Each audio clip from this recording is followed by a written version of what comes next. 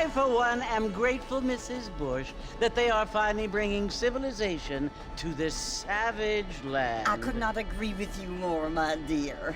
My daddy settled this land, and I know he'll be looking down on us, pleased at how we help the natives. Yes, they've lost their land, but they've gained access to heaven.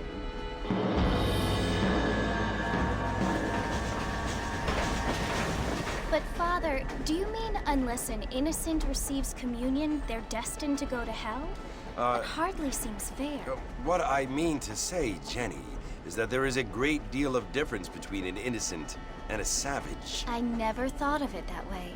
Yes, they lived like animals, but they're happier now.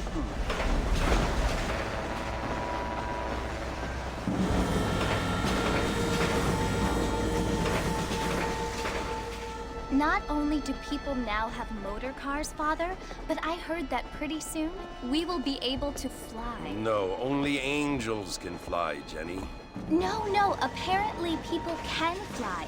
Didn't you hear? Out in Kansas, a man even got a car to fly. I hardly think so, Jenny.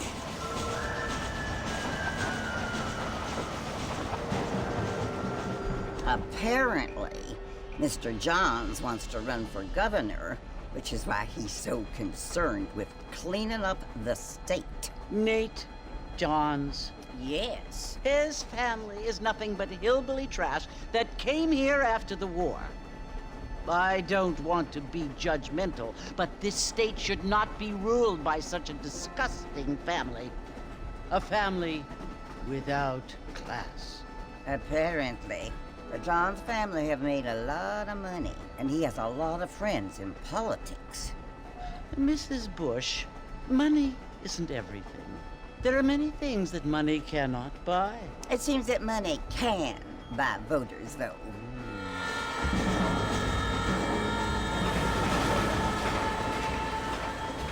What you must remember, my dear, is that we have been brought here to spread the word.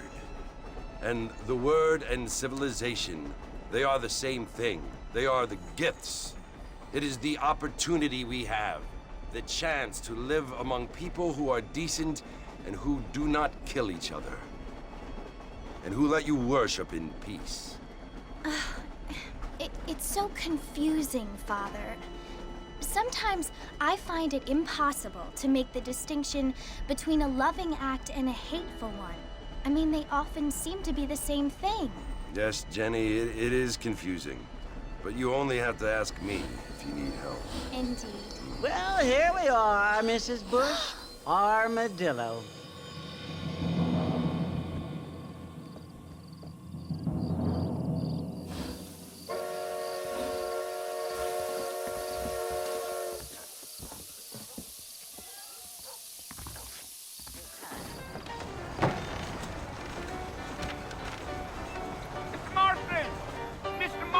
Over here!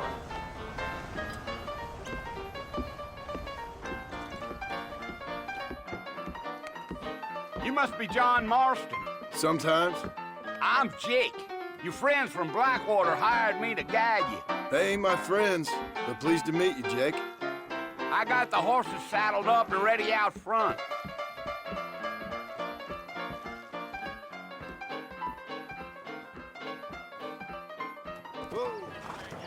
Listen, mister. This here is what's left of Fort Mercer. Some gang rode in and took the place over. So I understand. This is where we part ways, friend. You have yourself a good time.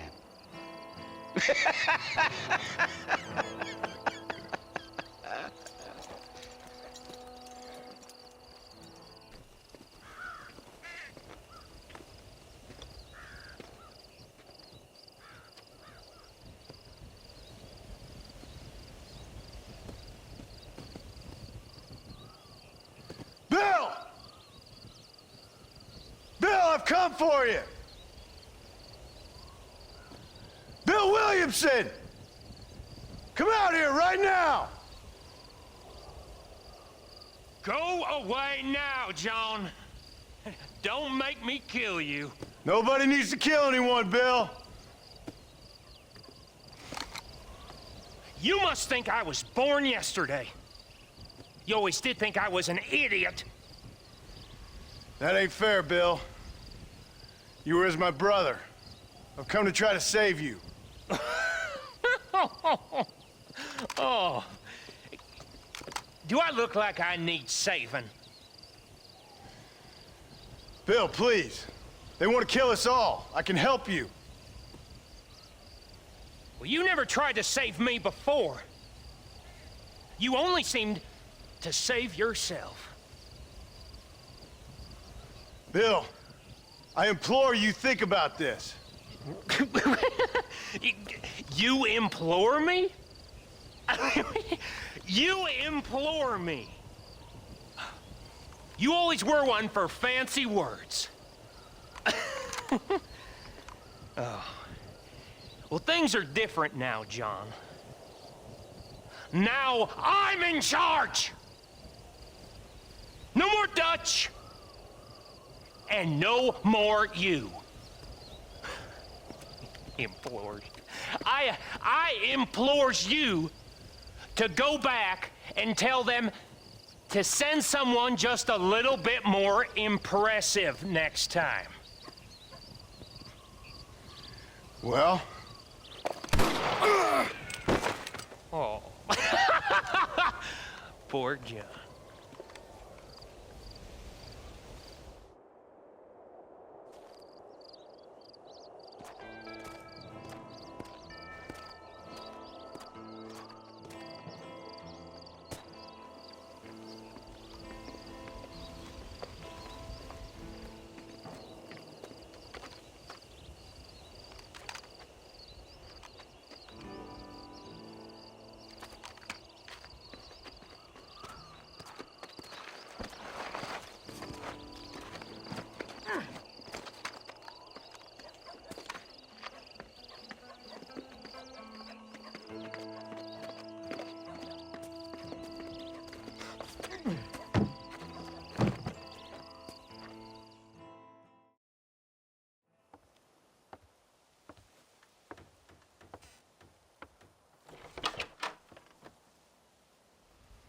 Well, you're alive.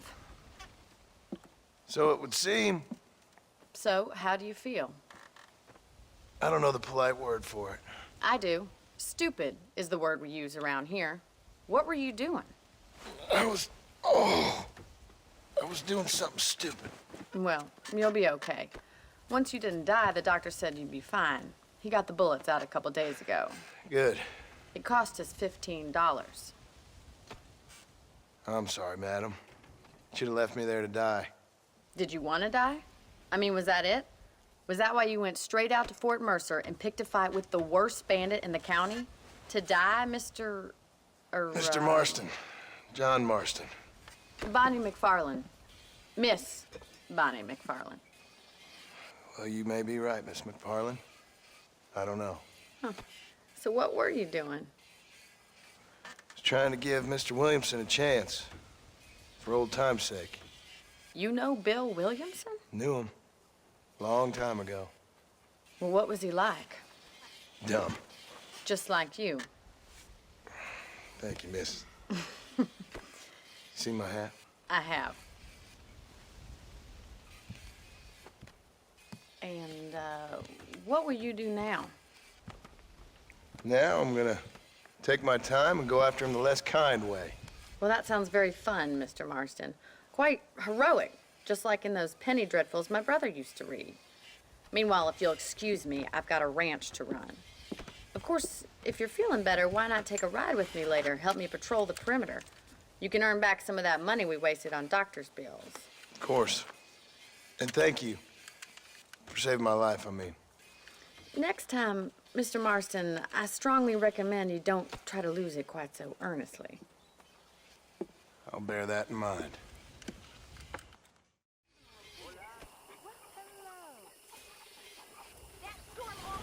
Mr. Marston, back in the land of the living, I see. Figured it's about time I started paying back that $15. Well, no time to waste. The horses are saddled up over here. To your right is the general store. You won't find Parisian high fashion, but it's good for the essentials. Very convenient. I don't think I've ever seen a ranch with its own store before. And here's the corral. This one's for the horses. What do you think? I'm no expert, but it certainly looks like a fine corral. I suspect you've stolen more horses than you've broken. Now, where'd you get such an idea? First impressions are hard to erase. How about a cold drink, Mr. Marston? Thank you, ma'am. Getting shot, then riding a horse seems to take it out of you. I could use a rest. Sure. Come on in. I'll show you the house, and then you can sit for a while. Thank you.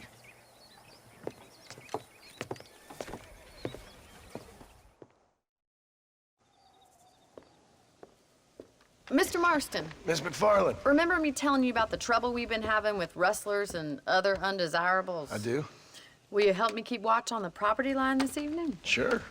I want to see just who is trespassing on our land. This is a fine weapon. Come, let's head out. The country is really beautiful at around this time.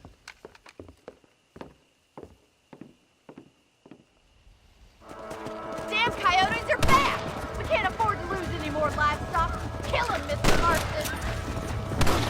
Come on. Well, we got rid of the coyotes. I just wish we'd saved all the chickens. Come on, I'll show you the way to your room. Thank you for your help, Mr. Marston. Makes me kind of happy I saved your life. Get some sleep, and I will see you in the morning. Good night, Miss McFarland.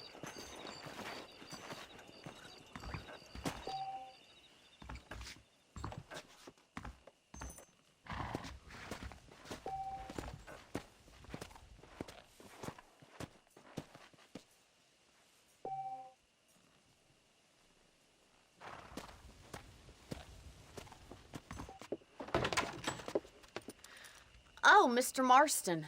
How are you doing today? I'm well, Miss McFarland. Thank you. How are you? Well, I'm fine. Thank you. So, how are your ribs? Fine. A little sore, but apart from a couple extra scars, it'll be as nothing happened. Good. Come in, come in. You know, you never did tell me how you met that Bill Williamson or what you wanted from him. No, miss, I did not. Well, why not, if you don't mind me asking? I certainly don't mind you asking if you don't mind me not telling. See, it's a complicated and somewhat pathetic tale, and by telling you, not only would I be putting your life in danger, but also threatening the lives of some people that I hold very dear. Well, I apologize if I seem to be prying. And I apologize for my reticence. Hope you believe me when I say that it's simply out of respect for you. Of course, Mr. Marston. I understand that a city dweller such as yourself likes to have some exotic secrets, so us country folk are impressed. I'm no city man, miss.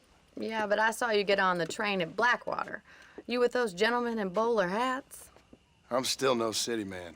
But I'll bet you can't ride, Mr. Marston. I hate to take money from a lady, miss. Oh, you won't be. I'll race you right now. If it makes you happy. We'll see.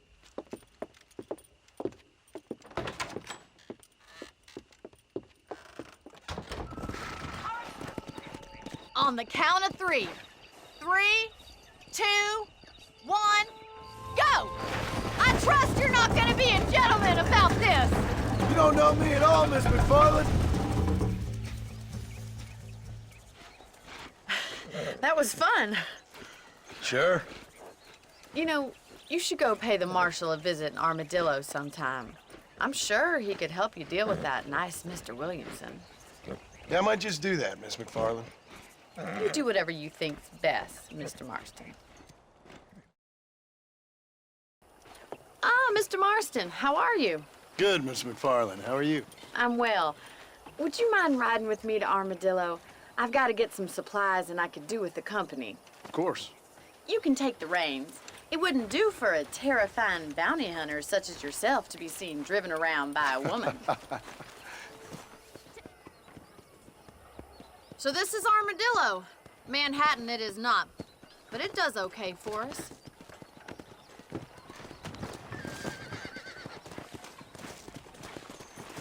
Most important thing for you right now is getting yourself into Dr. Johnson's office to purchase some medicine. First one's on me. Thank you, miss. I'll pay you back. I'm sure you shall. The doc's a good fellow. He saved your life, so be polite to him. Meet me in front of the general store when you're done. Well, thanks for driving me. It was nice to be able to enjoy the view for once, and a little company never hurts now and again. You're more than welcome, miss. Least I can do. Thank you for the medicine. Why don't you have a look around Armadillo? You can always take a stagecoach back to the ranch later. I might just do that. Travel safely, miss. Try not to get yourself shot. I won't be around to save you this time.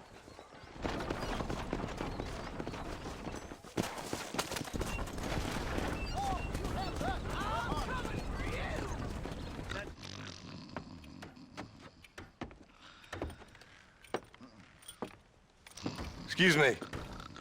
Hey, hey, you got a visitor.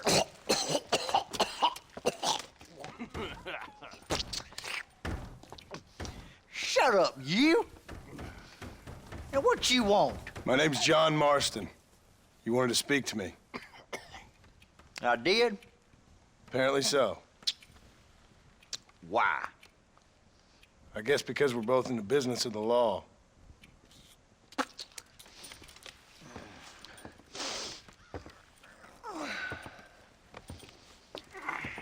You that fella from the train company? No, I'm from Fort Mercer. Fort Mercer?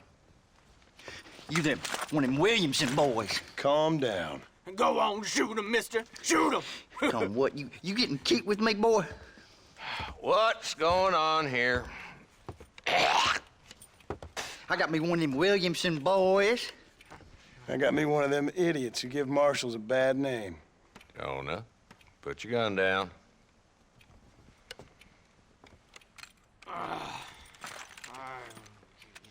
You must be the man from Blackwater. Yes, sir. Listen, that dog ain't too bright, but he seems loyal. Jonah, get out of here for a minute. Yes, sir, Mr. Johnson, sir. And you. Oh, I done seen enough of your hide around here, friend. I think there's some school children down the way you can go and frighten. Oh, hardy fucking har. Dickhead. What are you doing here, Mr. Marston? Apart from frightening my deputies.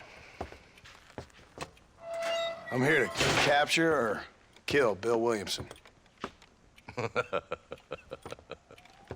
Okay. Can you help me?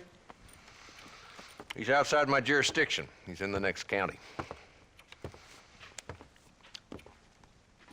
Of course, Bill Williamson and his boys have tended to keep themselves away from my town.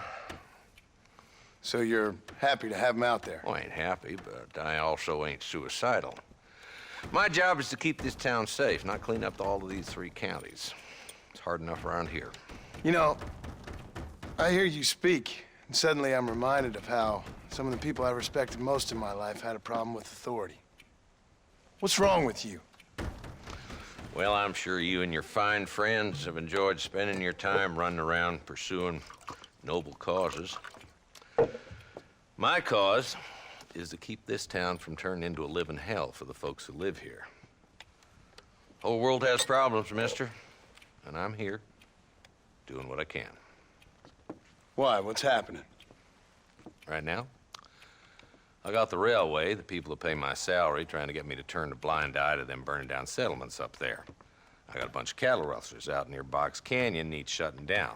Not forgetting the gang that keeps murdering homesteaders out in the back country. And I got a bunch of hoods over in the saloon, drunk, threatening to shoot up the whole town. That's all I got today. But it's early yet. Give me a couple more days. There'll be more. All right, tell you what.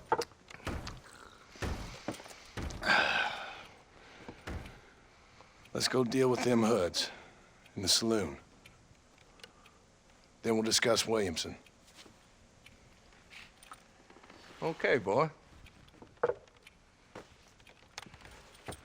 You're a persistent little cuss, ain't you? Only when things matter.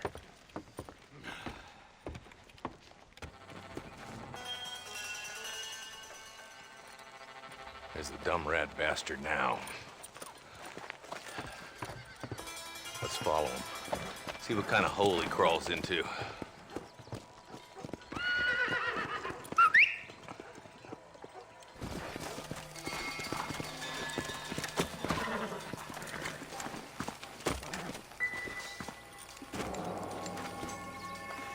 Looks like we got company, boys.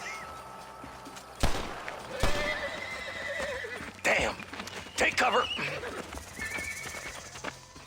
We'll work our way up this hill.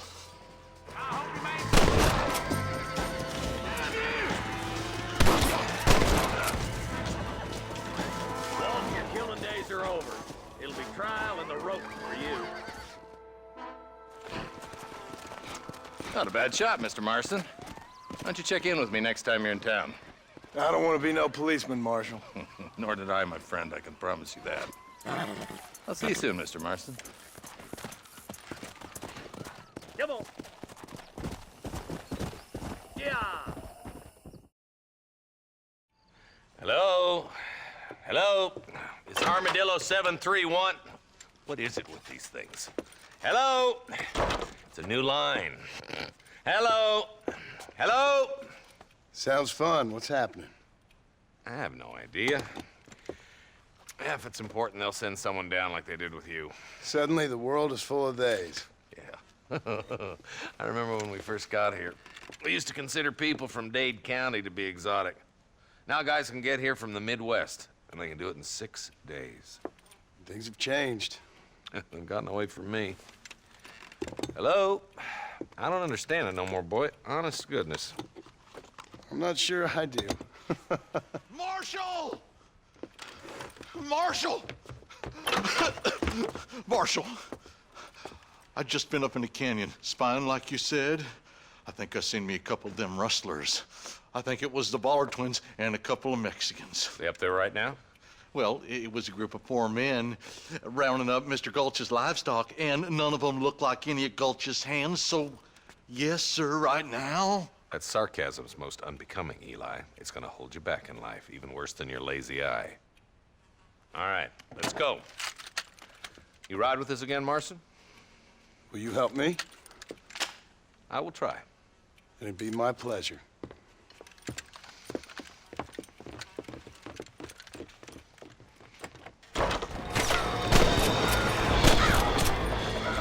Marston, spot rustlers like flies!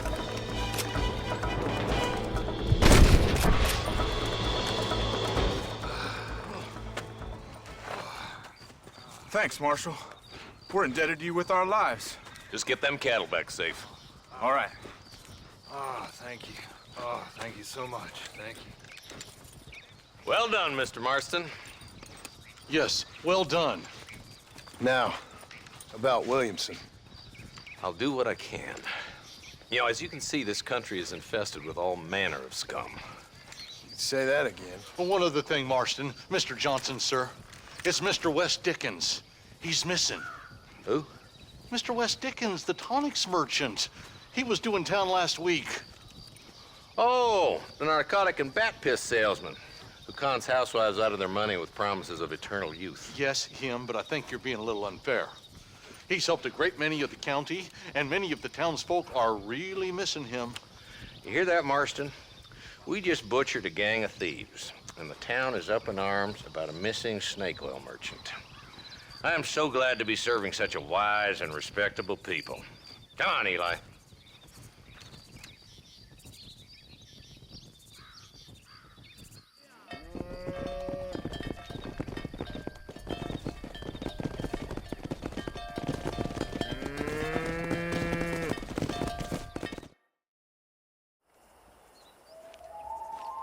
Mr. Marston, I've been hearing about your plans. Have you, Miss McFarland? Yes, from Lee Johnson, to settle here and build a life for yourself. I'm afraid those aren't my plans. See, I already have a life. Well, I had one, and I'm trying to reclaim it. Or maybe what you could say is that I had 2, and I'm trying to end one of them so the other can survive. You do so love to talk in riddles, Mr. Marston. Do you do that, I wonder, as a substitute for having anything interesting to say? Probably, Miss McFarland. Oh, call me Bonnie, you fool. Call me Bonnie. Miss McFarland, I'm married. I have a son. I had a daughter, but she died. Years before that, I rode in a gang. We robbed banks, trains, held people ransom. We killed people we didn't like. Bill Williamson was in that gang. Now, if I don't capture my former brother-in-arms, great harm will befall my family.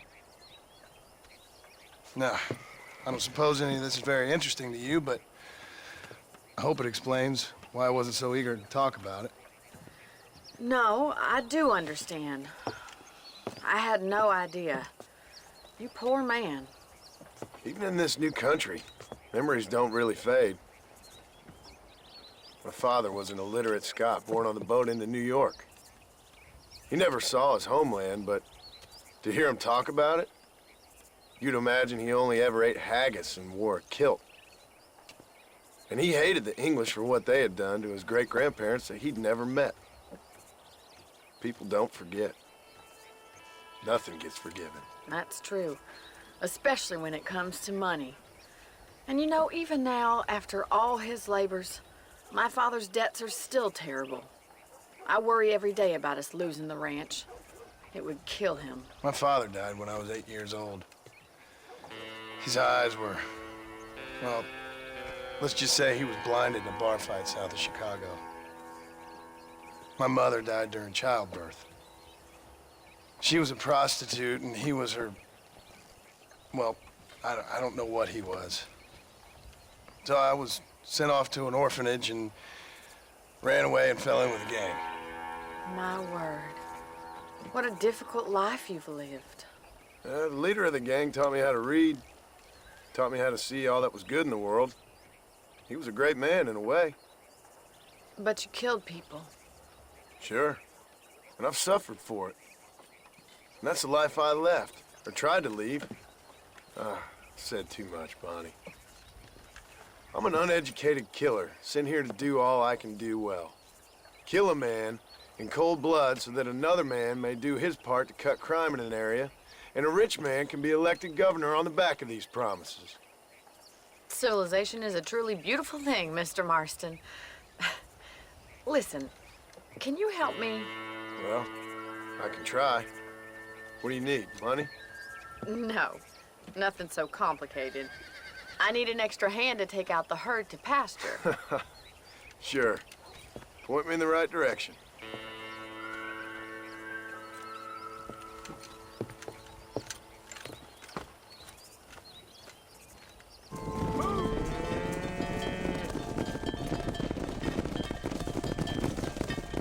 You're not bad with the herd.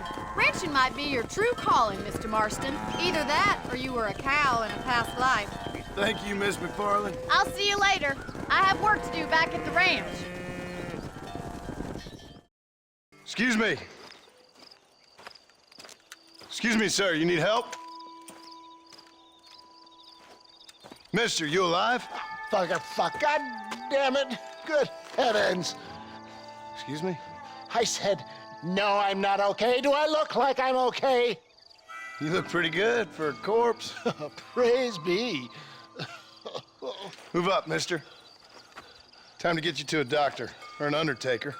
Whichever you need once we get to town. St. Peter, open up them pearly gates. I'm coming home. Come on, mister. Come on.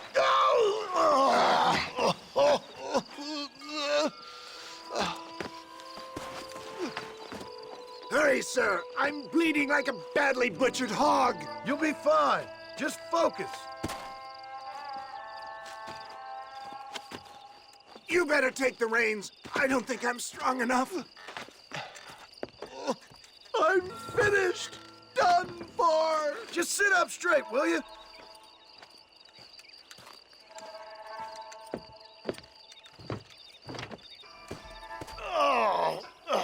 Where the devil are we? Armadillo. We made it safe, you'll be happy to know. Thank you, sir. Thank you. You're a gentleman and a true man of honor. Coming from you, I doubt that means much, but I appreciate the civility. I owe you, sir. And I always pay my debts. Jesus. But if I die, I'm sorry for it. If not, I'll be your man for... Let's get you fixed up first. Then we'll decide what you're my man for.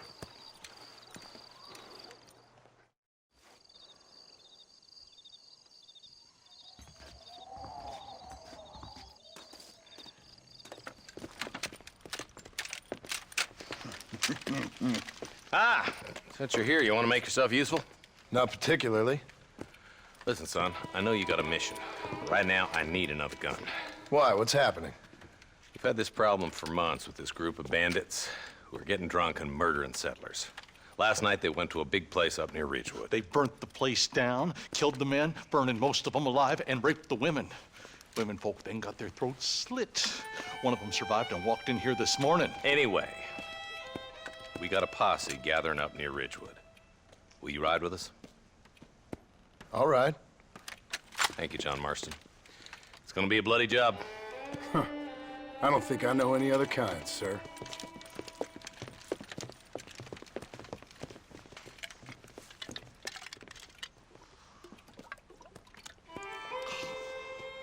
Hey, wait up! Ain't no survivors here, Marshal!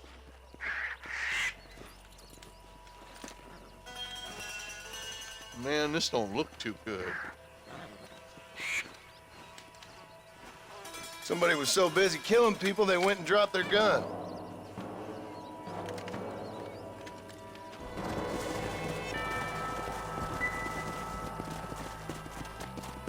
Man, more dead bodies. And the fire's still smoking. Those scumbags must still be around. Come on!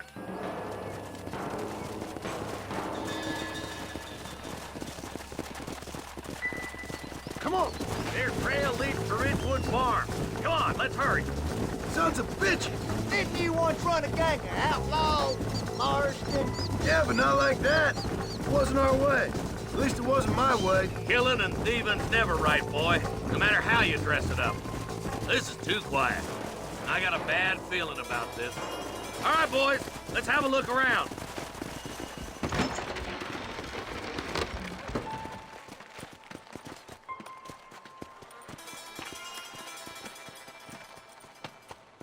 Holy sweet mother of mercy. Please, please don't shoot me. Some bandits came by and took us hostage. They're holed up in the farmhouse. Some of my family is being kept hostage inside.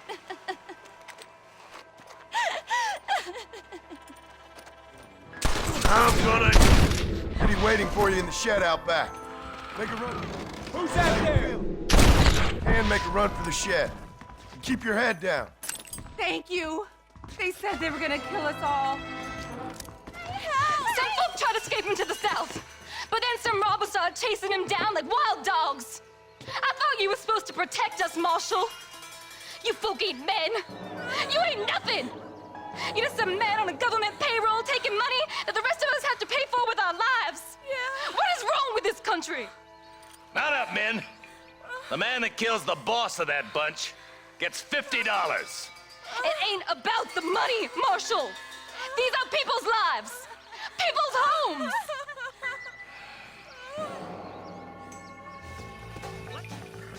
You just walk away now, John. I didn't kill you before, but I sure as shit will now. Get yourself down here, Bill. You know you ain't man enough to stop me. You know I don't want to kill you, but I will. You always did have a high opinion of yourself, John.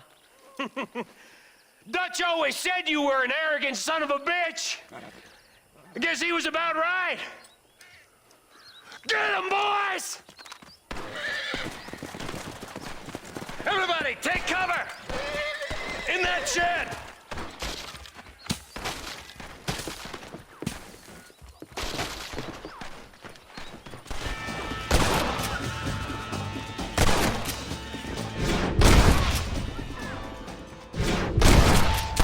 You starting to regret this yet? Hey, look what I got here. There's something that you're still breathing. Come here, boy. Come on, Bessie, give. Oh.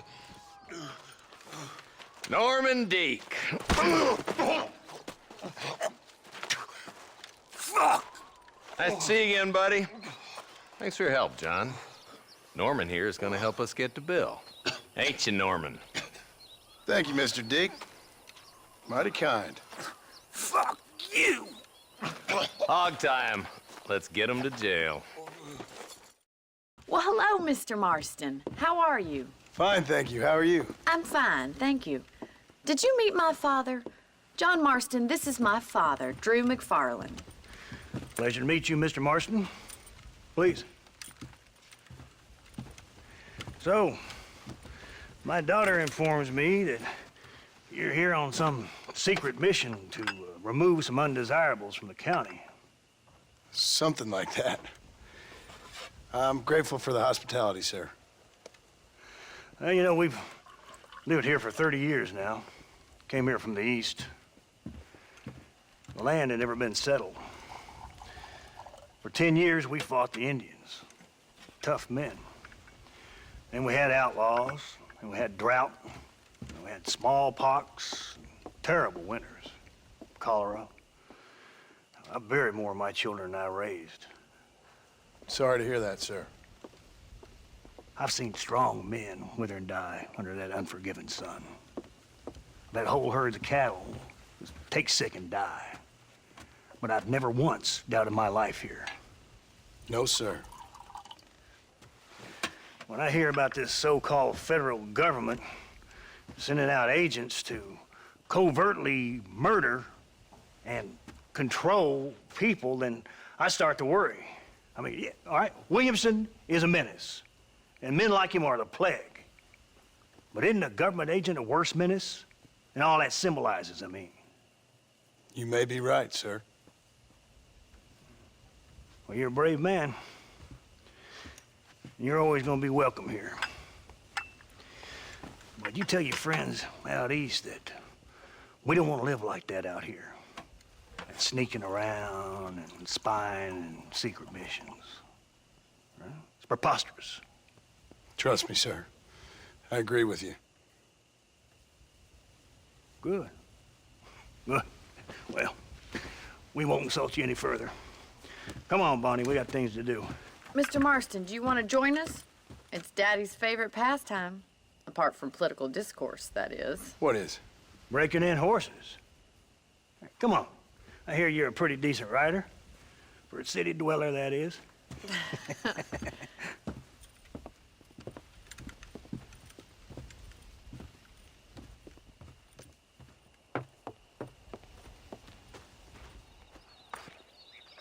You're gonna need this, Mr. Marston.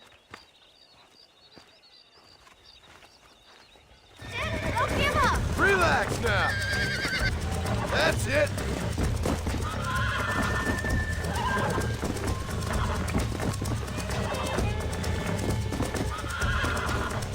Nearly there. Whoa, whoa. You got him eating out of your hand! Nice work! I think that'll do it for today.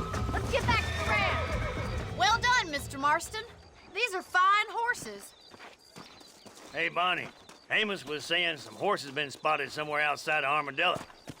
Let's go, Mr. Marston. We can really do with those horses.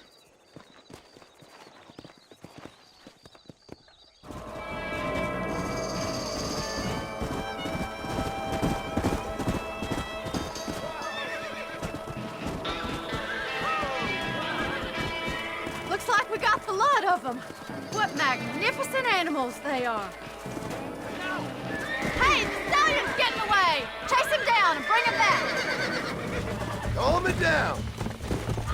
You're mine now.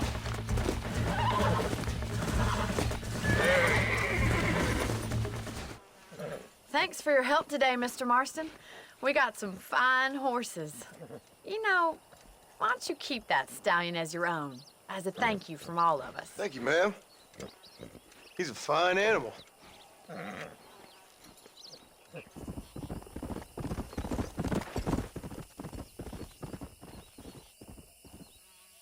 And I can tell you with no uncertainty that miracle cures are no laughing matter. I bid you good day, sir. Oh, Mr. Marston, good to see you. How have you been keeping? I'm well, Mr. Mr. West Dickens. Nigel West Dickens of East Cheap, London, New Waverly, New York, and Armadillo, New Austin. At your service. At my service. At everyone's service. At the service of science, of knowledge, of life. How are your wounds? Much, much better. But then they would be. Would be? I know a cure for all ailments, Mr. Marston. Ah, I'm sure you do. And I'm sure for just $2 an ounce, I could live forever. Oh, but for you, sir, I'd do a bulk discount rate of $1.95 an ounce, as long as you buy 100 ounces or more. That's a lot of immortality. Give it up, old man.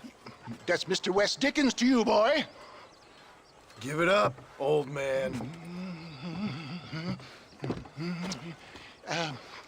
Listen, Marston, I'm broke, but this stuff is good. It works. I need a healthy young man like you. Come along, let's ride over to my newest customer at Ridgewood, and I'll explain while we go.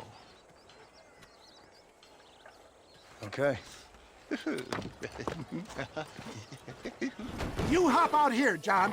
Follow me in on foot.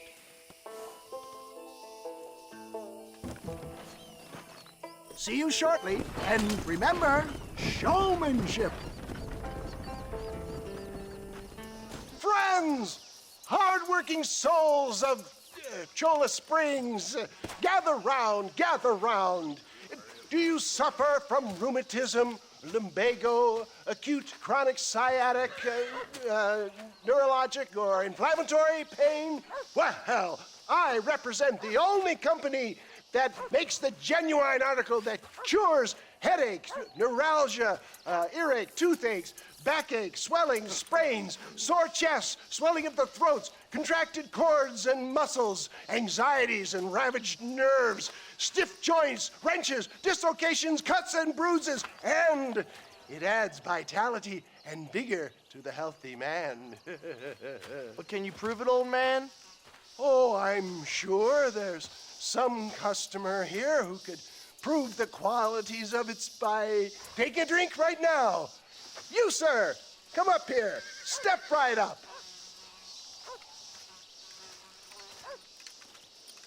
That's the spirit. Ladies and gentlemen, pay close attention. This poor, wretched volunteer, entirely unknown to me, will demonstrate the effects of Dr. West Dickens' own patent tonic. Be you a cowpoke or athlete, this miraculous elixir developed with the wisdom of the East keeps the muscles supple and relaxes the cords. It loosens the joints and gives a feeling of youth and vigor to the whole system. Not possible, I hear you say. Well, doubt no longer. Faith can move mountains, but I ask not for faith. I am a man of science, and today science will be vindicated. Your eyesight is greatly improved. Is that not so, friend? If you say so. That's right, it is. You heard him. What a good sport you are, sir. Now, gaze over yonder at that porch. If you squint, you may just be able to make out the skull that's hanging there. Go ahead, friend. Shoot that skull and demonstrate the miraculous eyesight you now possess. Remarkable! The eyesight of an eagle, granted by imbibing Dr. West Dickens' own patent tonic. Anybody can make that shot. This man is a fraud. If your eye's so damn sharp, why don't you try shooting my hat out of the air? My friends, our test case has been challenged to shoot a gentleman's hat out of the sky above our heads. You can fool these people, but you ain't fooling me. Right. Let's just see how sharp you is with a moving target. Here it comes. You're more crooked than a snake in a cactus patch. Have you ever seen such an eye? Behold the power of the elixir, plucked out of the sky. Hey! Hey! What? You think you can put a hole in a man's hat and just just walk away, do you? Hey, it don't work like that around here, mister. Come on, are you a man or not? A challenge of battle has been offered to our volunteer. Prepare for a display of Herculean brawn. Hit me then, God damn it! The power of an ox!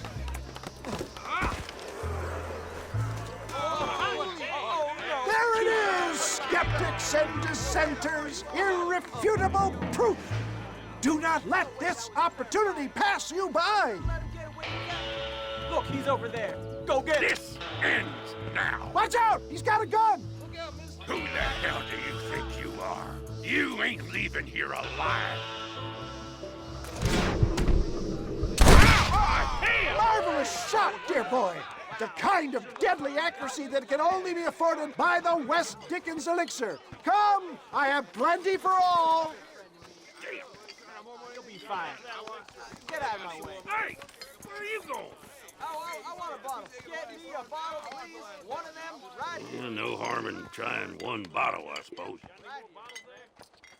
Well, I think that went kind of well, don't you? I'm just glad that my normal job involves either chasing after cattle or murderers. Not the likes of you, mister. Don't be like that. Now, if you'll excuse me, I'd like to say my goodbyes, head on back to the real world. Wait, sir. I've been thinking about your predicament, and I think I may have an idea. I've been thinking I could be your cunning Odysseus. Beware of the Greeks burying gifts, sir. Williamson had better beware. We will make them into Trojans. I don't rightly get you. I want you to go and see my old friend Seth. He can come across as a little curious, but I'm sure you two will get on. He's most often found at Coots Chapel. He's very devout. Why see him? Because between him and me, we can get those gates to open for you, and you can walk right in, just like in Homer's great Trojan yarn!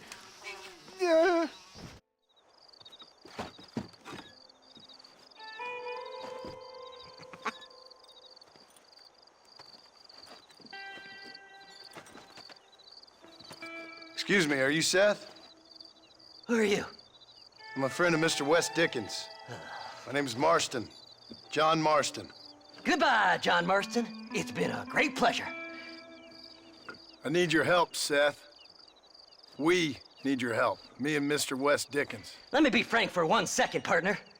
I hate people. It was people who got me in this mess in the first place. What mess? Look at me. Look, scrambling around, looking for maps, half insane. I ain't washed in 6 months. My hair falling out, my mind's going. What happened? What happened? My partner. He stole half my map. I never would have done that to him. Never. Look at me. Who did this to you? My partner. My boy, my man. Moses Forth. I don't have the facility to tell you what I would have done for that man. And what I would do to him now. Why? Because he stole half my goddamn map. And what map's that, then? The map, partner. The map that tells me where it is. Where what is, friend? I ain't telling you that. I ain't. Don't make me tell, partner. It's mine. It's mine, all mine. Sure. And where's this Moses now?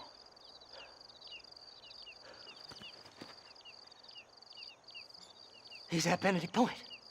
The law got him for exhuming. Some people, they feel differently. Not Moses. Him and me are the same. The self-same. Well, come on, Seth. Let's go see Moses, get you your map back. Then maybe you'll help me.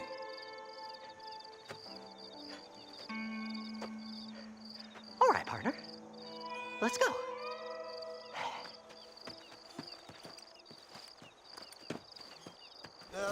All right, this is it. Let's stop here a moment and come up with a plan. As far as I know, Moses is being held in that shack. There's a couple of deputies keeping guard outside. Can you distract them so I can sneak in for a quick parlay with that son of a bitch? I'm sure I can think of something.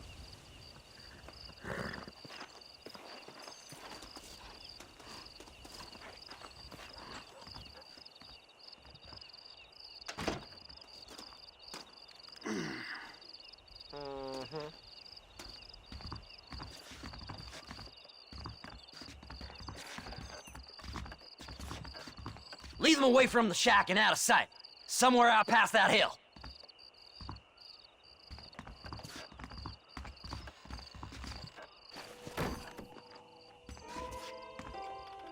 Good job getting rid of them clowns. Now keep an eye out in case they come back. Moses? Oh, Moses! You got a visitor! Oh my God, Seth. They arrested me. It weren't my fault. Ah! Get the hell away from me! Get that slippery bastard! I need him alive, though! Moses, you son of a bitch! Where's my damn map? Damn you, Seth! Damn you, Seth! You've always been a twisting little freak. I ain't telling you shit. Ah! Then I'm gonna cut you up piece by piece. Till you find your tongue. Friend, this man's gone crazy in the sun. I suggest you take my advice and start talking. Shut up, Marston! I want to cut into a bona fide man's flesh. Ain't never cut into a live one before. Oddfellows Rest. It's in Oddfellows Rest. Now, get away from me once and for all. Well, ain't that a damn shame? I was starting to enjoy myself. I think you gone pissed yourself, Moses. Those deputies went and put a bounty on your head. Best we clear it now. Don't need the law on our backs. I don't have no money, but I got me a pardon letter. Here, take it. You earned it for helping me with the Moses. Come on. We can pay it off in the telegraph office. Anything for a quiet life. You better go straight now, like me. Hurry. So, mister, thanks for your help. Don't worry yourself with thanks, Seth. Just help me when I come asking. No problem, mister.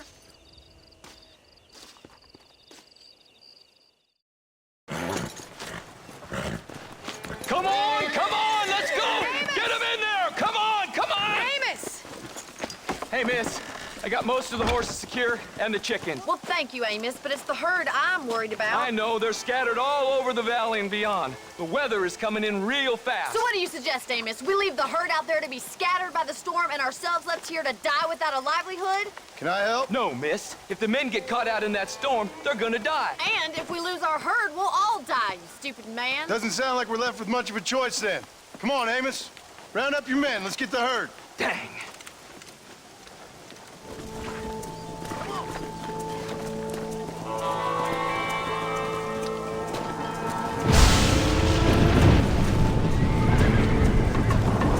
There's spooks! We have to stop them stampeding! Oh my God! They're running for the cliff! Let's go! Let's go!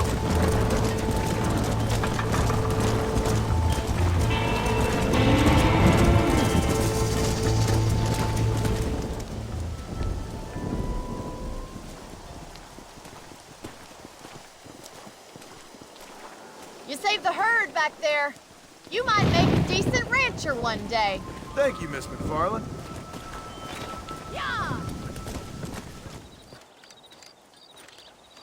Excuse me, Mr. Marston. Have you seen my father anywhere? No. He went out this morning to ride the land and was supposed to be back hours ago. I don't know. The ranch hands have been out looking, but so far they've found nothing. Well, come on. Let's go look for him. Daddy! What happened? Nothing nice. Rustlers, I guess. Maybe the Bollard twins, that bunch. Now, you head back to the ranch right now. Fetch a wagon. Yes, sir. Marston, you watch after her. I'll do that, sir. Those damn damn rustlers. I've got a good mind to head over to Pike's Basin myself.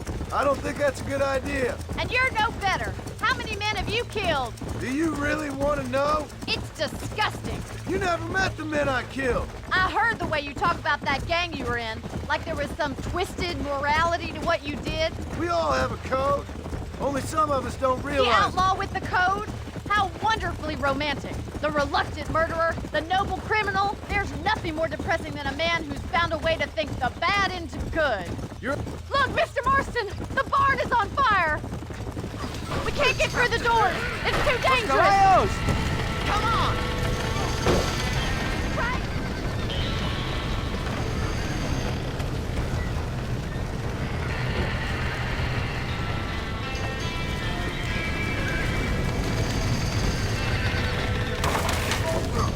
Well done. Now let's save the horses.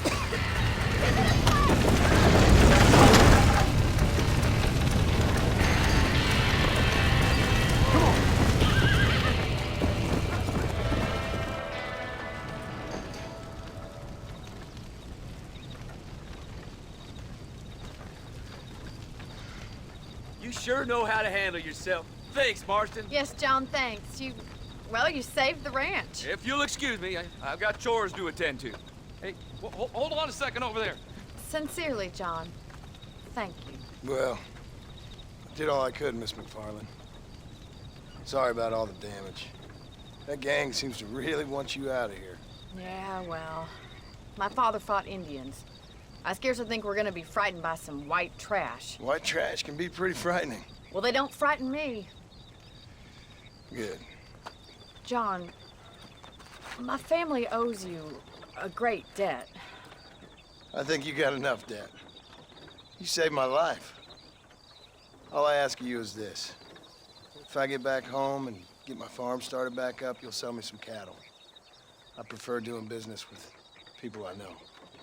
Of course, Mr. Marston. It'd be my pleasure.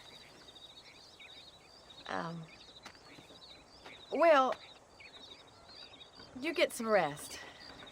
I've got to go see how my father's bearing up.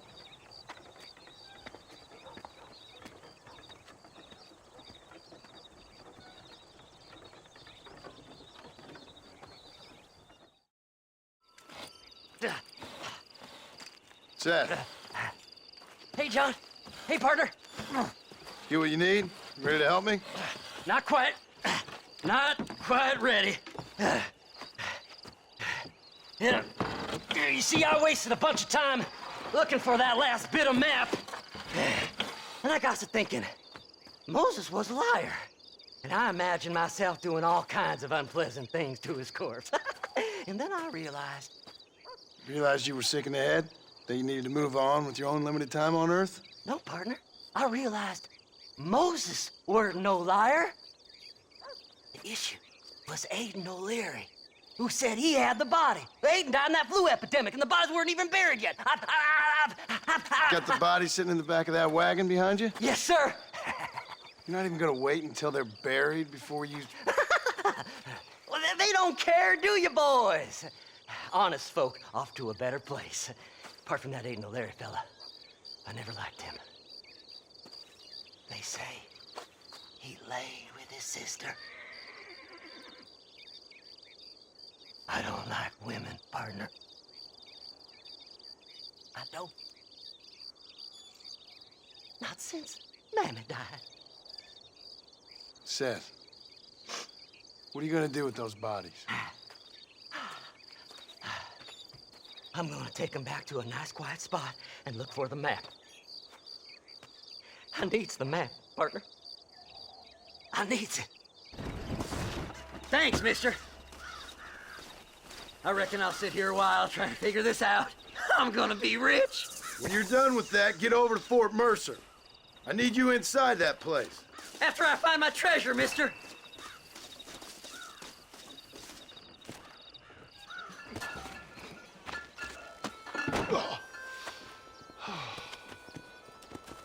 Oh, Mr. Marston. How are you, sir? I'm all right. I met up with your friend, Seth. Oh, Seth of the Dead. Yes, interesting fellow. You don't meet many men these days with the moral fortitude to cut straight to the chase like that, do you? Thankfully not, Mr. West Dickens. Yes, contemporary society is remarkably harsh on professional exhumers. But did you know that in ancient Egypt, it was an art form valued more highly than literature? I believe Seth comes from that school of thought. How very interesting. Look, you thought any more about our plan? Ah, your plan, dear boy, your plan. I am merely the help, not mercifully the arbiter of wisdom. What you are, dear boy, is the man whose life I've saved twice now. A man who sells lies and deceit to unwitting people. A man who, if he doesn't help me, I won't think twice about putting a bullet through his skull, feeding to the vultures myself. You see, Mr. Marston, you have the exterior of a violent man, but the soul of an angel, and that is what I think I cherish most about you. That's what I thought. But before we can attend to your particular problems, we need some extra lubricant to oil the machinery of business. And this being America, that lubricant with which we concern ourselves is money. Money? What are you talking about? Oh, we need weapons. Armor plate for the wagon, extra hands, and I need some danger money. So, let's sell some more of these cures. Sell cures? Around here? Do you want to see me lynched? Oh, no, the sport of kings. Racing, my friend, the sport of kings. A noble activity without reproach. Exactly the kind of activity where a lying, cheating degenerate like myself can prosper. But come, let's finish the loading and we'll discuss it as we drive. Drivers!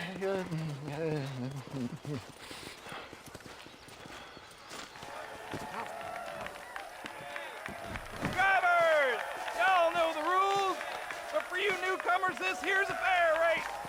Keep to your manners and let the faster carts pass. So now that's been said, y'all can get to running each other off the road like always.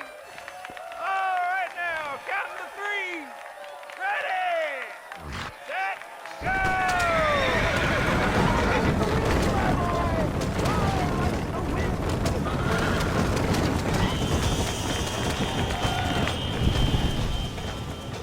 Whoa, now. Well done, sir. Well done. Having you as a ringer has netted us a fine profit. We seem to be wasting time, old man. Oh, patience, my friend. The Trojan horse cannot run before it can walk, if you'll forgive the metaphor. Next, we need to procure some grand and overwhelming firepower. And for that, you need to contact an old friend of mine. Goes by the name of Irish. Irish? Yes, he's an interesting kind of fellow. He usually can be found in Armadillo or some other town around here on some bacchanalian revel or such. Great. An alcoholic arms dealer. What could be better?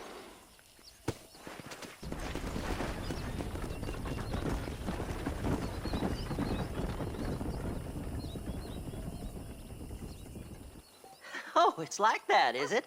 Huh? Not talking to Seth today? Oh, the old silent treatment. Oh, whoa, whoo-hoo. That's quite a stimulus. Hey, Seth. Seth, come back here. Oh, hey, partner. I was just looking for you. Looking for me? What? Over there? How you doing? I'm good. Well, see you later, partner. Where you going, partner? Nowhere. Okay. Nowhere wouldn't happen to be where that thing you're looking for is kept, would it? No, sir. No, sir. Come on, partner. Okay, I was just fooling. Partner, you know, the thought of that treasure does funny things to me. According to the map, it's somewhere in that big abandoned house. Yahoo! Finally, I see the light at the end of this very long, long tunnel. Seth's gonna be rich after all these years. It's silk sheets and Parisian whores from now on, mister.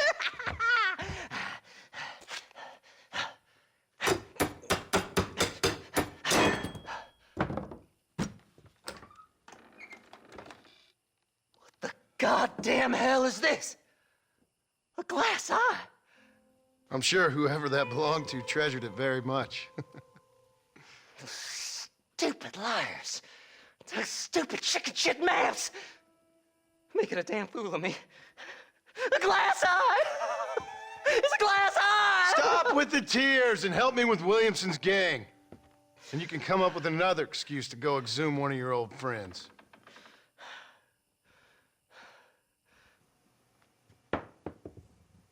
Hunting dead man's treasure ain't done me no favors. Sure. I'm ready for the living. I'll see you and Mr. West Dickens over at Fort Mercer when you gentlemen is ready.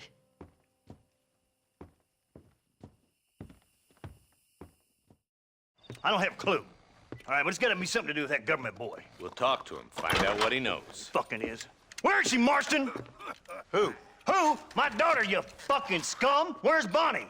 I don't know. I haven't seen her since after the fire. Why? Why? Because she hadn't been seen since yesterday afternoon. You know, I don't think I can cope. If I lose another child... Now, Drew, nobody's lost anything yet. I'm sure she's fine. Oh, Mr. Marshall! Mr. Marshall! Come out, wherever you are! Who the hell's that? Hey, buddy! That be your next looking mare. Even better! Good day, Mr. McFarland. Get down from that horse, boy, or I'll shoot. I wouldn't recommend that, mister. Not if Drew McFarland wants to see his Bonnie back in one piece. Hey, Mr. McFarland! This is a nice girl you got there. Get out from there! You know, part of me's got to thinking I should just marry her myself. Give her a baby and that. What do you want? That's better. I want Norman Deek. I want him set free. Then you'll get your daughter back, mister. We don't do deals with outlaws, boy. Yeah, you do. Let's not waste each other's time pretending otherwise. Old government themselves ain't much more than a bunch of crooks. This is the land of opportunity, mister. And I'm giving you the opportunity to get your daughter back before 15 friends of mine take out all their anger and their loneliness on her. Where the hell is she? Where is she, boy? Bring Deke up to Tumbleweed in a couple hours. And don't get no funny ideas, or I will slit that whore's throat myself. You boys have a pleasant afternoon. Yeah! What do we do? We do as he says. You and me, Marshal. Mr. McFarland, I'll get you your daughter back. I owe her that. Please do.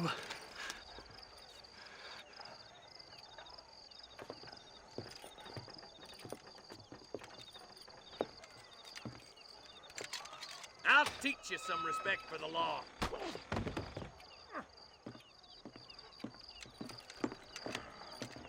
Hurry up, boy. Let's go. Quick as you can, Deputy. Make sure he's tied on good. Stay with me, Marston. I won't let anything happen to her, sir. Easy there. John, you'll be exchanging the prisoner for Bonnie in the middle of town. Keep your eyes open.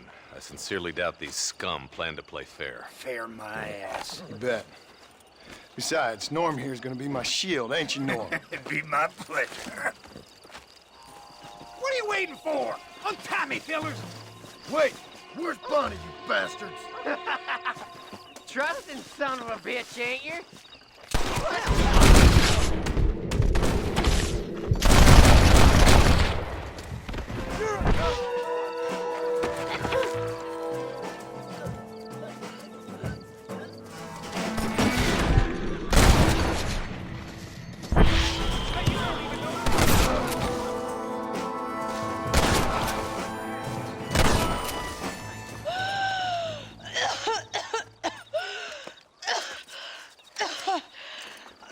Bonnie, are you okay?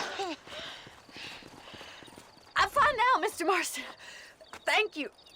Thank you. What the hell took you so long, you stupid man? Well, you weren't exactly helping me. If you think I'm gonna lower myself by making a joke about being all tied up, you got another thing coming. Come on.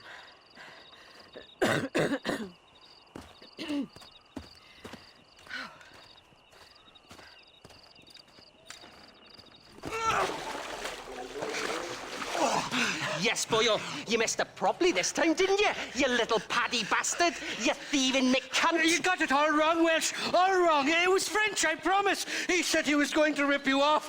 Now he's ripping me off. Here, keep on talking there, Irish. In about 15 more seconds, your whole whale's gonna turn black.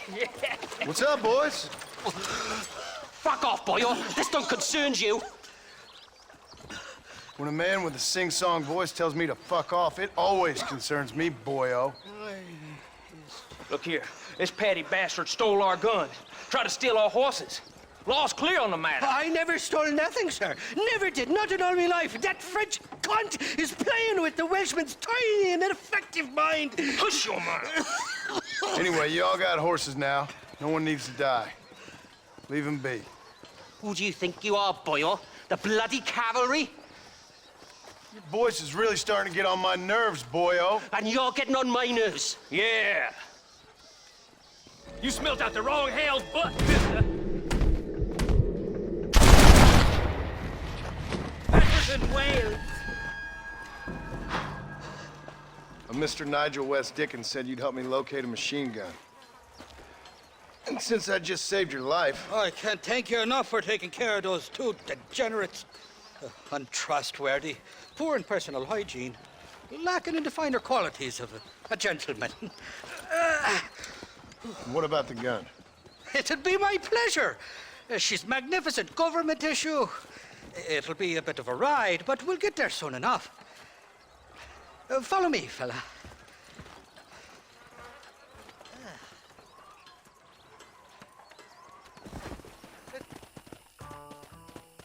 You can make quick work of those fellas if they give you trouble. The gun's stored just inside that shack. What about you helping me out? I'll cover you from the ridge. I'm better from long range. It'll be a piece of cake, fella. Trust me.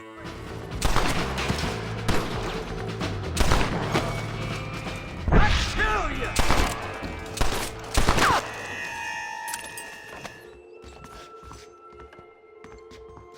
It's not here. That lying sack of shit.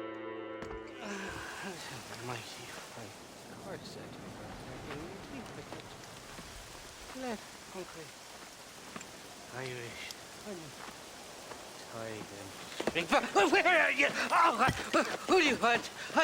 I see you. Get away from me. Right here.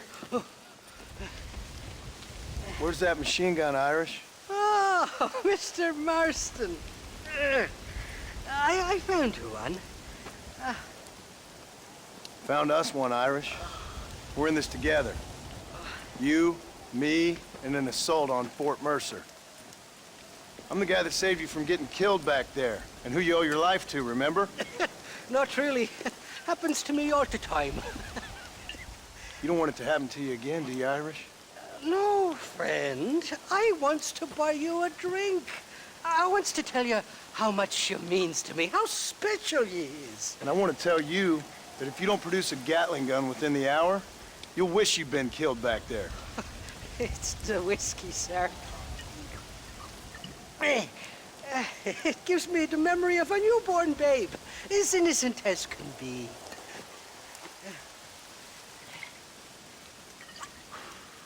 And it makes me violently angry. Shall we go look for that gun, sir? Yes. Let's do that.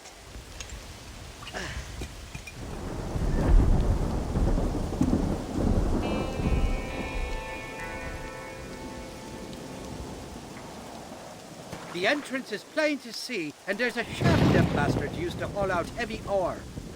I mean you, can use that lift to get you and the gun to the surface. I do it all myself, but the mines play havoc with me sinuses. I'll find us a fine place to hide these horses, and then return with a borrowed flat wagon. I'll meet you at the mouth of the mine shaft. And Irish, I strongly advise you don't run off this time.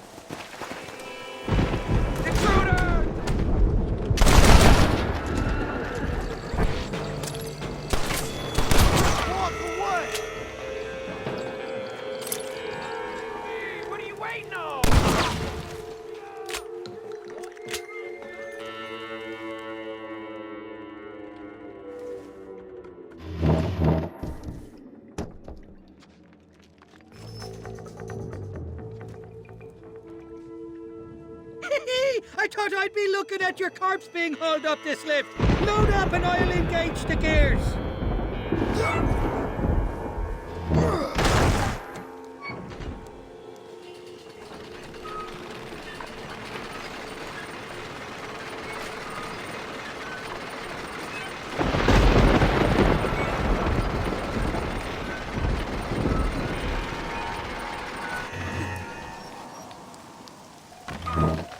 Oh, there she is. What a beautiful weapon. God's own gun. Ain't that the truth? I got us a borrowed flatbed parked down.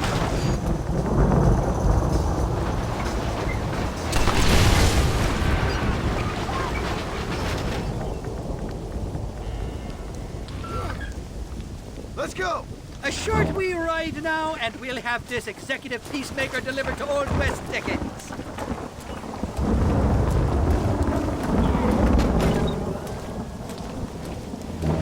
Just make sure it doesn't fall off on the way.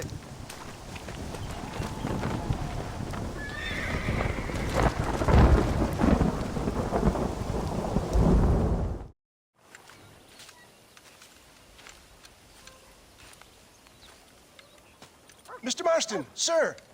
John Marston. Mr. Marston, don't be so childish. Come on, sir, I implore you.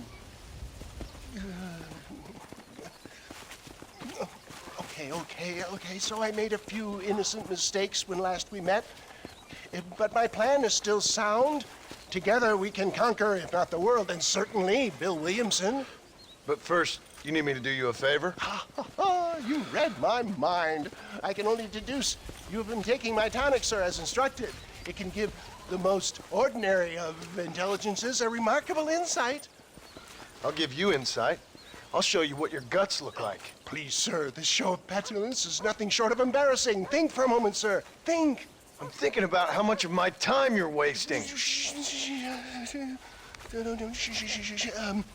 Sir, I am about to do something which I greatly discourage in all wise and rational men. A selfless act for you. But, sir, before I act selflessly, allow me to act selfishly and sell some of my wares. Fair enough. Oh, good, sir. Come, and let's go visit some of our fine friends in the other oil business we have here in Plainview. These men need all the help they can get.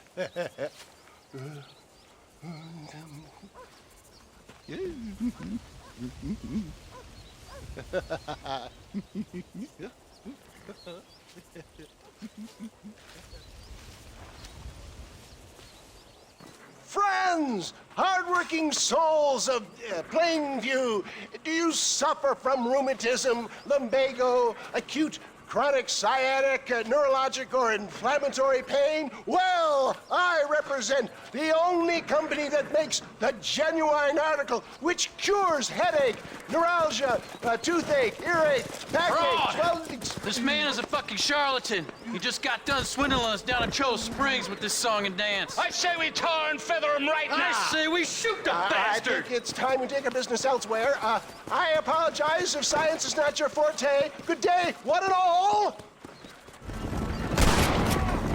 One less moron to worry about. How can these people harbor such bitterness? Well, I ain't surprised. That tonic I drank at Ridgewood went through me like a dose of salt. Fine shot, my boy! It always impresses me with the speed with which a group of men can turn from passive sheep into murderous wolves. I'm impressed with how you nearly got us killed back there. Yes, perhaps we should shelve the tonics business for a period. Let's say we try our hand at racing again. There's a meet at Rathskeller. You're trying my patience, Mr. West Dickens.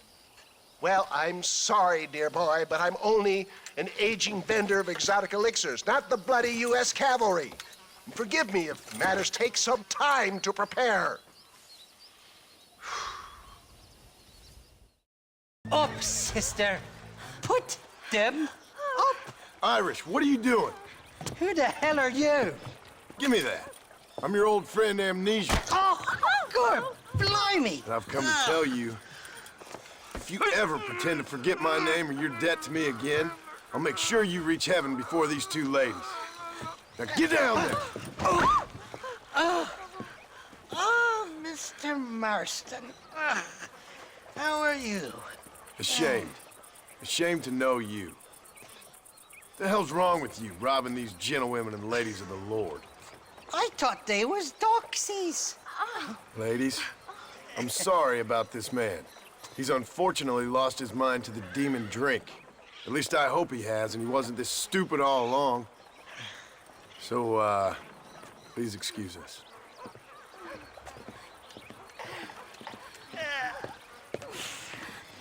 Now, Irish, that Gatling gun doesn't work. I find that rather upsetting, don't you? Oh, heartbreaking. Which is why I was just coming to see you when the drink got the better of me. Come on. I know where we can find the parts for you. Motherfucking Mary. Easy, friend. Don't Where are we going, Irish? Just to the warehouse here in Thieves Landing. I'm telling you, Johnny boy, it's all set up. We're meeting this pal of mine at the back door of the office. Hobble-tongued feller by the name of Shaky. And he's got the ammunition we need? Jesus, stop fretting, will you? I knows about guns front, back, and sideways. You're gonna be real familiar with mine if things keep on this way. Shaky's made the arrangements, and he'll...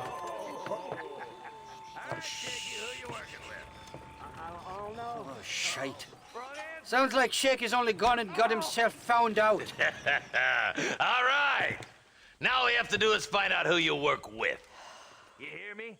Shaky, you wretched fucking son of a whore. Suck my... Again! Oh! Labor relations don't sound like they're exactly at an all-time high. You sneak in and get poor Shaky loose. I'll go get the wagon. Good luck, Marston. He's a good man, that Shaky.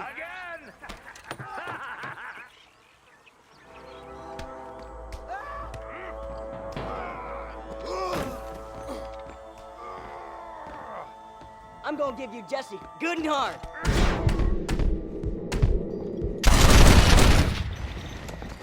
Anybody else? Thank you for your kindness, mister. I thought I was dead, man. My kindness is only as good as the bullets you can fetch up for me and your friend Irish. Let me down, and you'll be a dead man. It's gonna be one hell of a fight. Let's get the hell out of these towers! Got the sand for How'd I get myself into this? Come on, you little bastard! Who's next? Yo! Come on, then. Come on, I'll show you where the ammunition is. Now we're even. Half even, Shaky. You still owe me for them morphine pills to calm your nerves. Shaky. You'll get your half. More, you dirty fucking snake. All right, gentlemen. Let's go. Fucking fuck. Oh, my virgin ears. Impressive, Marston. We'll have West Dickens's wagon rigged and ready to go soon enough.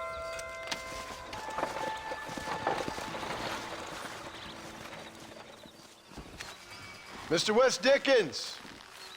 Ah, Mr. Marston. How wonderful to see you, sir. How wonderful. Are we ready then? Yes, sir. Nearly, sir. Barely nearly, sir. I just need some cash to get some extra hardware fitted to my old Trojan horse here. Your what? Never mind, sir. I can only presume that you have not enjoyed the benefits of a classical education, so I will not take umbrage if some of my allusions sail over your head, sir. I won't pretend to understand you, but I will endeavor to make you understand me. Either we do this right now, or I put a bullet in you and get on with my day. Please, I knew you were a violent man, Mr. Marston, but I did not think you were a stupid one. We need money to outfit my carriage, to turn a simple tradesman's vehicle into something more subterfuge. And I'm about to tell you how we are going to gain said cash. Now, I know that you ride very well. So come, sir, to Rathskeller Fork. Gentlemen, this will be a fair race. No shooting, stabbing, cliff pushing, rock throwing, cactus grinding, neck lassoing, setting fires, or other acts that causes a rider to unfairly lose his weight, or bleed heavily, or black out. Get yourselves ready. Set.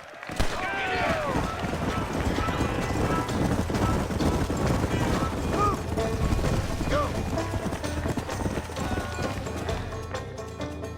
He came, he saw, he conquered. What a fantastic spectacle, John. Let's take a moment to bask in the glory of our victory. Have we got enough money now? All right. Yes, once Seth and Irish have furnished their side of the bargain, I think we should be ready. Quite a team we've assembled, don't you think? A bunco, a grave robber, and a drunk. How could things possibly go wrong?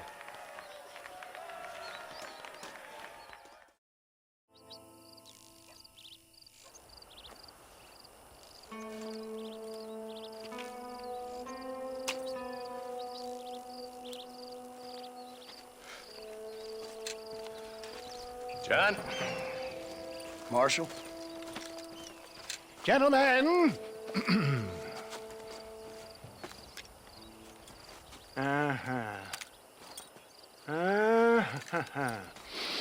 It's time.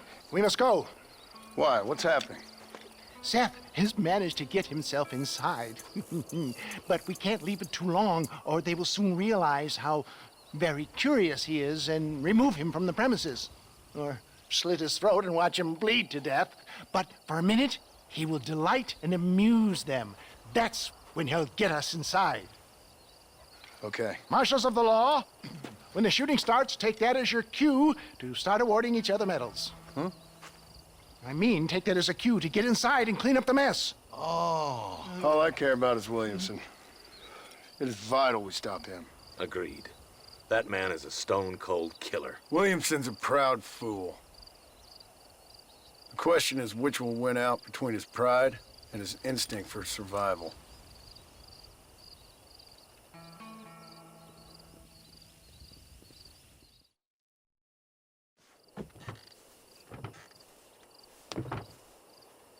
Ensconce yourself in the back of my wagon, John, so that we can make our grand entrance.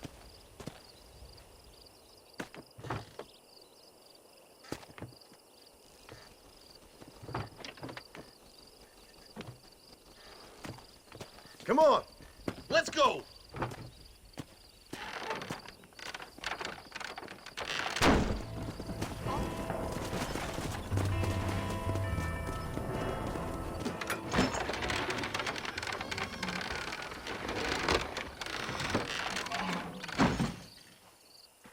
Hey there!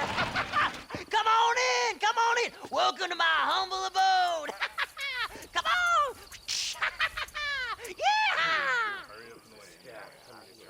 Greetings, my good men.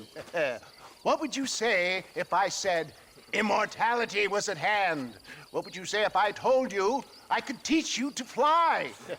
What would you say if I told you I could turn a man into a beautiful woman?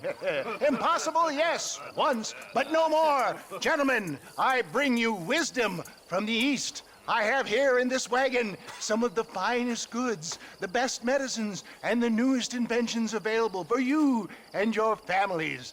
Exotic trinkets from the far reaches of the earth, elixirs that give vigor and strength. And for you men of physical skill and athletic physique, this miraculous elixir can keep the muscles supple and relax the cords. It loosens the joints and gives a feeling of vigor and freshness to the whole system. Why, some men have reported to me that after drinking it for 1 month, they can chew through steel. What the hell? It's a trap! Time to pop your... Now, John, now! I need to get out of here, coward!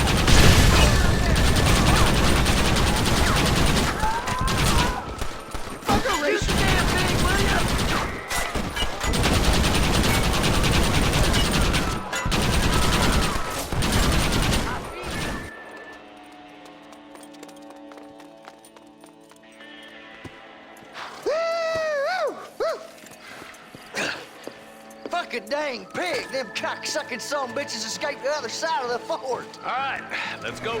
I think my work here is done. Godspeed, gentlemen. I bid you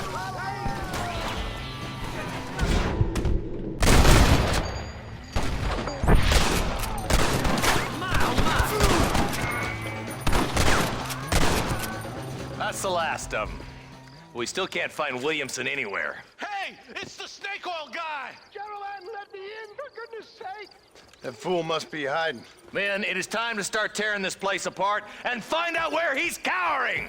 A sense of urgency here, please! Open the gate! It's the snake oil guy! Get the goddamn gate open and lock it behind him!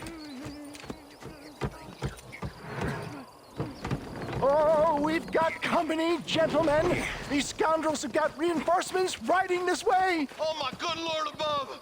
There must be 100 of them!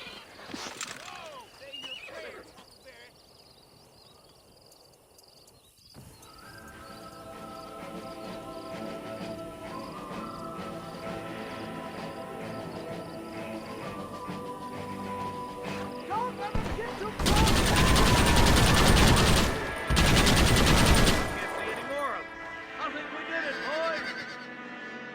Bill ain't here. We looked everywhere. Hold on! Oh, darn, I missed it. Mr. Marston, we got a live one. He says, Bill's already run off to Mexico yesterday morning. You'll never get him. Javier Escuela. He's gone to see Javier Escuela. That should make things interesting. Where in Mexico? How should I know? Oh! Where in Mexico, you little shit? Someplace near Chuparosa, I think he said. That's bandit country. Chupa feckin' Rosa. Well, I'll take you there, John. I'm real popular down there. You just meet me at the ferry. I've got lots of friends down south. I'll see you at the ferry, Irish. I'll just get me things. I'm sorry about this, John. I guess you'll be heading to Mexico? So it would seem. How is it down there? Wonderful. A sweet, peace-loving people with the love of social justice. May you always find coin in your pocket. It's been a pleasure spending time with you, boy. You too, Mr. West Dickens. Marshal? All right, boys. That's enough.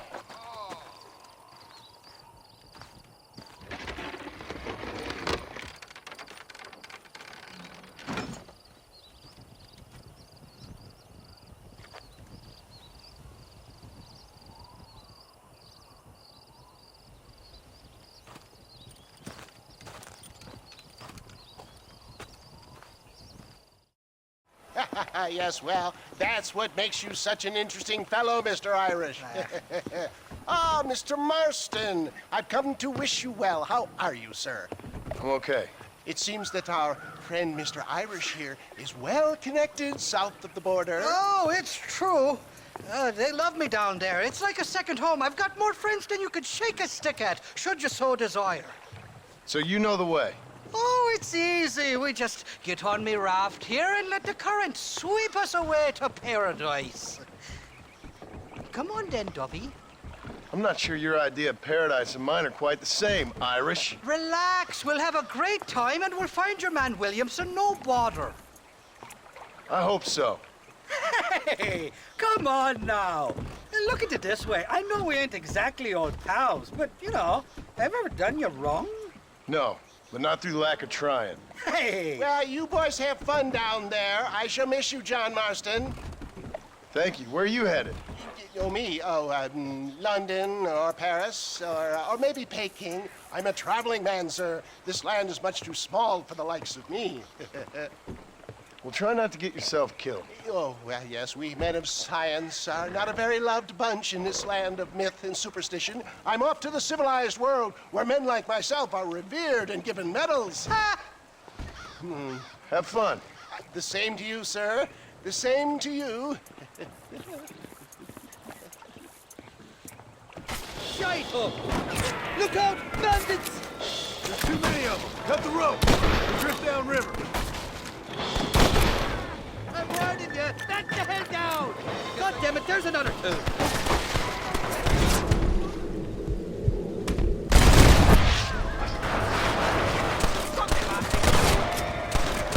We made it, thank the Lord. So I'm glad to be getting out of that floating death trap. Oh, these horses look fresher. And healthy. Before you degrade these poor fools any further, tell me where I'm headed. Of course, of course. Let me think. You do know people down here, aside from your friends who welcomed us on the way. Yes, I think so. I was real drunk last time I was here, John. You know how it is. I met an American guy, saw him shoot a man, drank with him in the village of Chuparosa. Funny guy. Or was that Canada? No, that was Canada. Guy here, not funny, but he's real nice. Failing that, you could try the provincial governor, Colonel something or other, some Spanish name. He's based out of Escalera. Played three-chord stud with him. Or was it four-chord Monty? I forget. He was a real nice chap. Or maybe he was a real bastard. I was real drunk last time, John. Well, thanks a lot for your help. Oh, let me guess. You gotta be on your way. The famed hospitality isn't what it once was, and I've never been known to overstay me welcome. So off I go to greener pastures. Good luck, John. You're an angry and a feck ugly man, but not a bad one.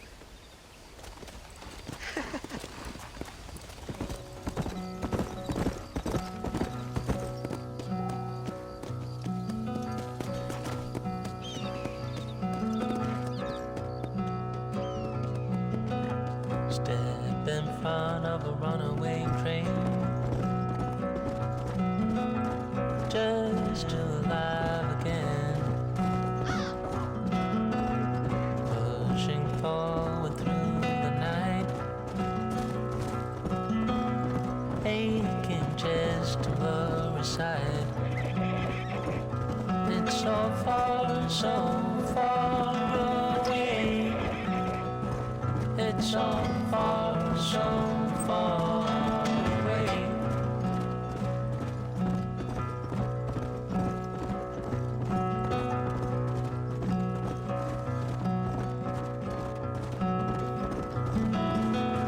Cold wind blows into the skin. Can't believe the state you're in. It's so far away. It's so far away. Who are you trying to impress? Steadily creating a mess.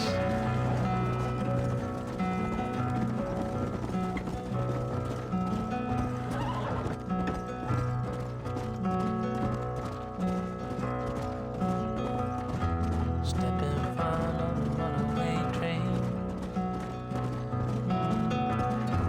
just to feel alive again.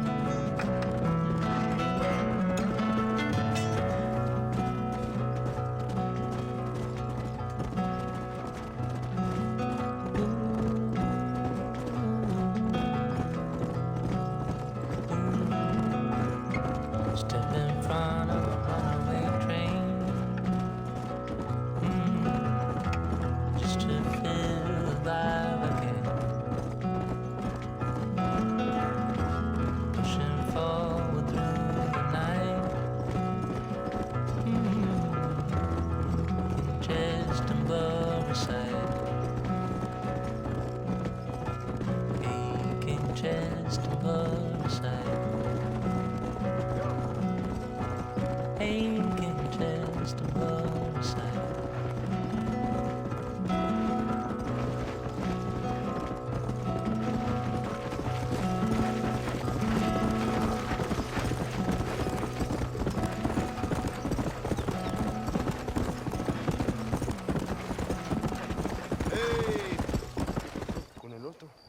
Interrumpas, pendejo, la dejé en la casa.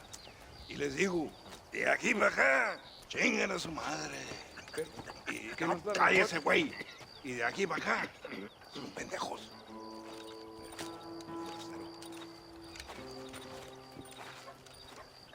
¡Eh, gringo! ¿Hablas español? No, sir. Pardon, pero yo habla un solo poquito español. Poquito. ¿Habla English? Oh, sí, gringo. Hablo mucho inglés. Sí. Hablo filthy fucking bean eater. Hablo slippery little Mexican. Hablo little piece of shit. Shit. ¿Comprende, amigo? ¿Comprende? Hey, what are you doing here, gringo? I don't remember inviting you to my country. I don't think you did, amigo. I mean you no harm. You mean us no harm? This is funny. What harm could you do to us exactly? Nothing, amigo. Now, I appreciate the welcome committee, but I'd hate to spoil a beautiful afternoon on such beautiful land with any further unpleasantries. Now, if you'll excuse me. Hold it, gringo. I think you're forgetting something. A little taxation. I have a large family. Very big. I, too, have a family friend. So that we may see our families again, I suggest we part ways amicably.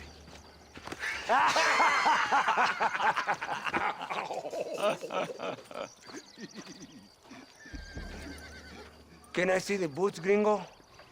I think you can see him from where you're standing just fine, senor.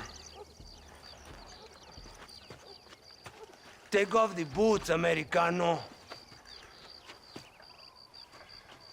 As you wish.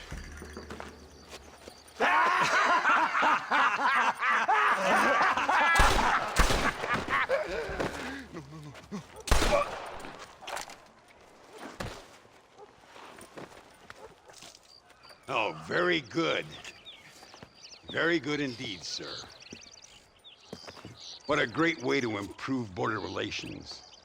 An illiterate farmer crossing the river, coming into their civilization and butchering the local peasants? Thank you very much, sir. Don't mention it, old man. You kill peasants, you become a peasant. I never aspired to be anything more. A socialist, huh? No wonder you left America. I'm many things, most of them bad. But a man of political principles? No. Well, then I fear Mexico may not be for you, sir. Don't you worry about me. Oh, but I do worry. An angry man a long way from home, a man who handles a gun as sloppy as you. I can handle a gun okay, partner. Yeah, as long as you're killing quail or peasants. But if you have to face another man, you don't stand a chance. And you do? Can show you a few tricks. Come with me. Hold on. What's your name? That doesn't matter anymore. And you? I never had a name, mister. I was raised in an orphanage. A real American, huh? Wonderful. Just wonderful.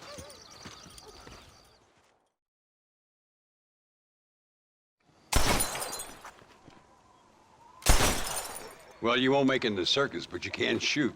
Keep on practicing. Thank you, old man. Now, who are you? No one interesting. Who are you? Landon Ricketts. Not a name that means much anymore. Means a little. You were famous when I was a boy.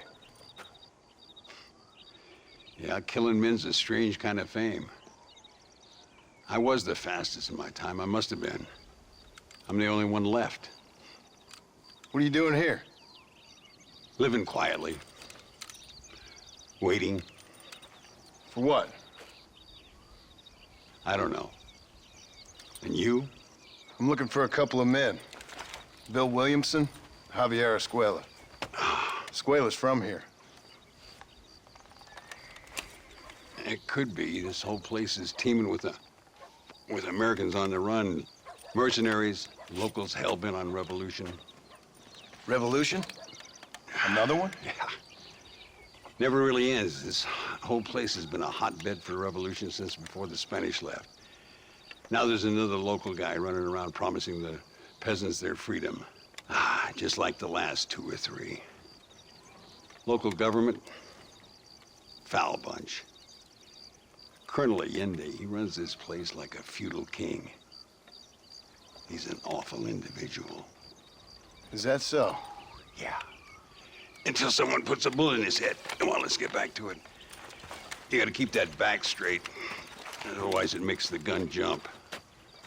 Well done. Now that wasn't so hard, was it? Senor Ricketts, Senor Ricketts, por favor, senor.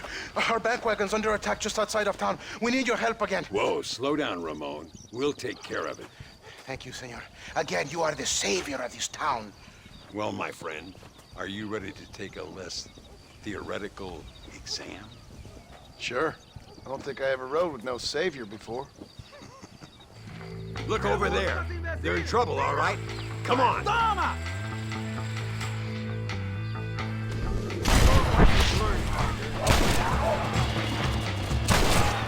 Gracias a Dios. Me salvaron la vida.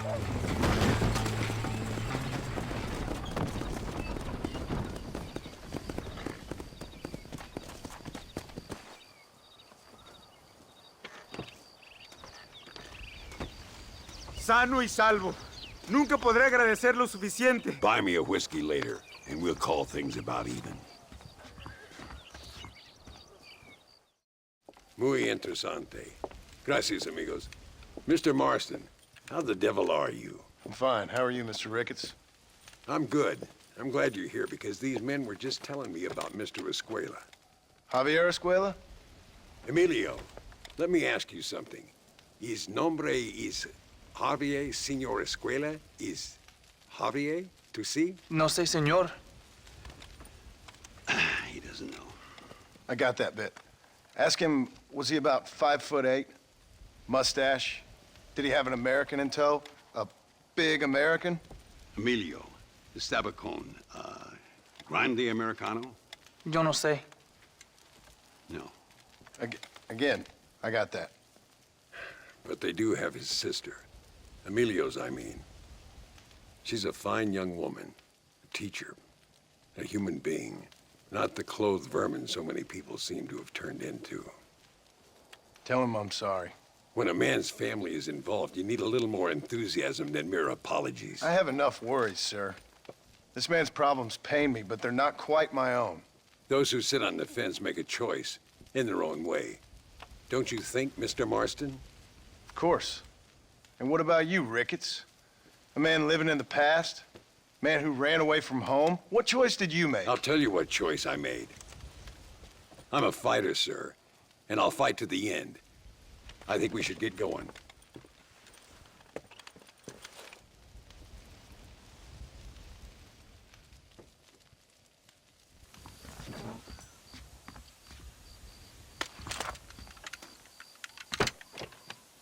It's the only way to travel, so they keep telling me. We'll get off at Casa Madrugada and ride from there.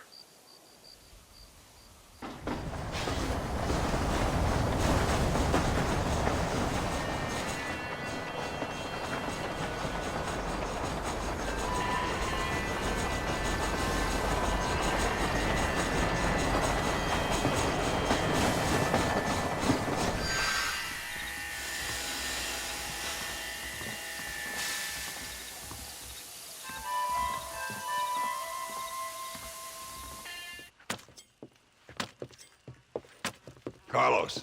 See? We're here for Luisa. She's still being held up in the caves? Yes. She's still up there. Who's the cowboy? We're here to help. Muy bien. I can distract the guards. You and the gringo can get inside. Let's do it.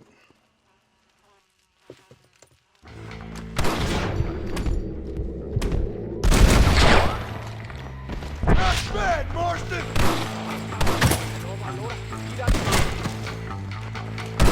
In here. I'm gonna see if I can blow the door open. You keep guard. There'll be more on the way.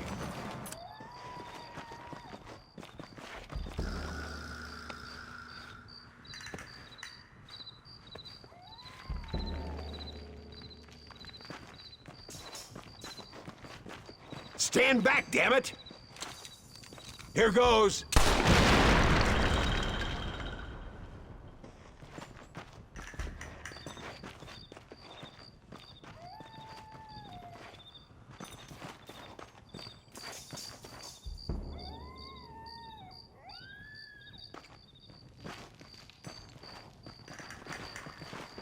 Come on, boy! Poor girl's barely alive. Thank you for saving me. You're good men. Friends of the people of this land. Was someone named Harvey Escuela one of the men holding you? No, I don't know. I don't think so. But I remember that name from prison. Bad people spoke of him. I told you, John, he's still in Mexico. Okay, then. I guess we'll keep looking. Yeah.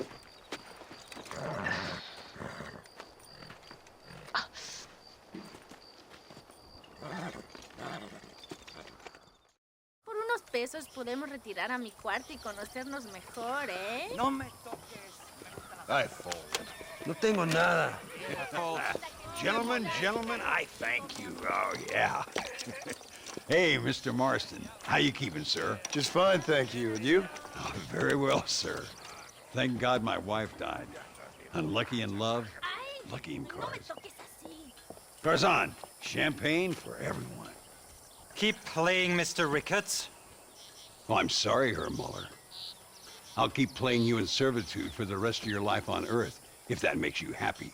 Yes, I shall indeed, sir. Well then, your deal. Oh, Marston, would you like to join us?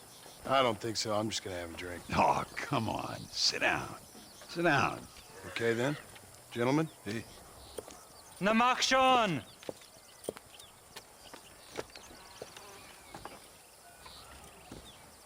You fucking cheat! Excuse me? You fucking looked in my fucking cards, you fucking cheat! Now, Herr Muller, let's calm down. There must be some mistake. There's no mistake. Your Yankee friend here is a fucking cheat. Easy there, Germany. Calm yourself down. Oh, yeah, you know exactly what you did. Yeah, I know exactly what I did, friend, which was nothing. Now, I'd prefer it if we could all play a friendly game and no one get hurt. You planted this guy, Ricketts. Now, why would I do that? I've already beaten you. Now, calm down and let's finish the game. There's no more cards game. Ease up there, friend.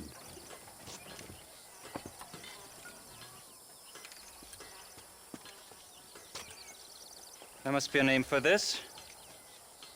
An impasse, sir. An impasse. We could all die, here and now. I'm not fighting you, Ricketts, but the Yankee him I don't like. He's done you no harm, Muller. He's done me no good either. Outside, winner takes the pot. The winner will take what he wants. The other man will be in no position to argue. Sanchez will be my second. As you wish, Germany. As you wish.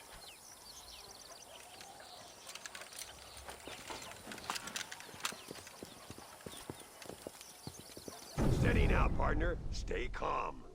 I'll show you what happens to filthy cheats.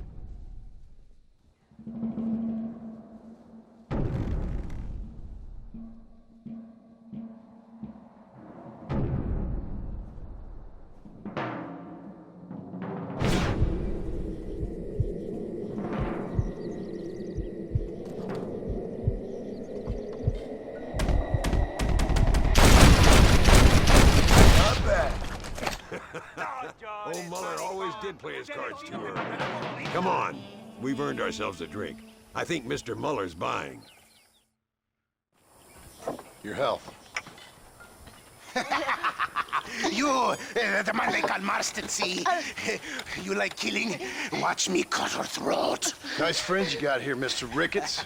Tú y yo, Marston. Peleamos ahora, eh? We fight now.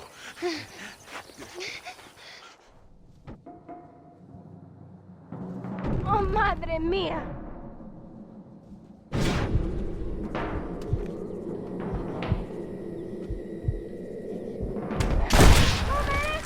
¿Qué pasa, pinche cabrón? ¿Te asustas que no? We really aren't making any friends today. Find some cover.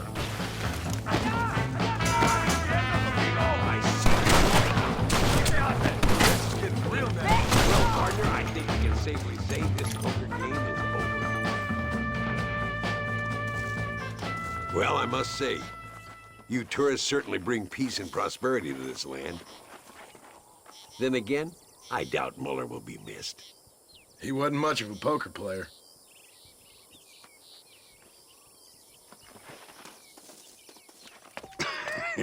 Hey, Gringo. Mr. Ricketts. Come on in. Sit down and have yourself a drink. Sure. Say, any word of Javier Escuela? No, hasn't yet. Say, why are you after him anyway? We're old friends. We was kind of educated together. So what is this, some kind of high school reunion sort of thing? Something like that. Well, you've killed people. You lived the life. That I have. And I tried to stop. I mean, I don't know. I tried to go straight. I did. I left the gang after the gang left me. Left me to die after I'd been shot. They'd all gone crazy anyhow. Our old leader, fella you probably heard of. Anyway, he more or less lost his mind, went and shot a bunch of people unfair like. I got shot in a robbery. They left me, and I left them. Well, that's how it goes.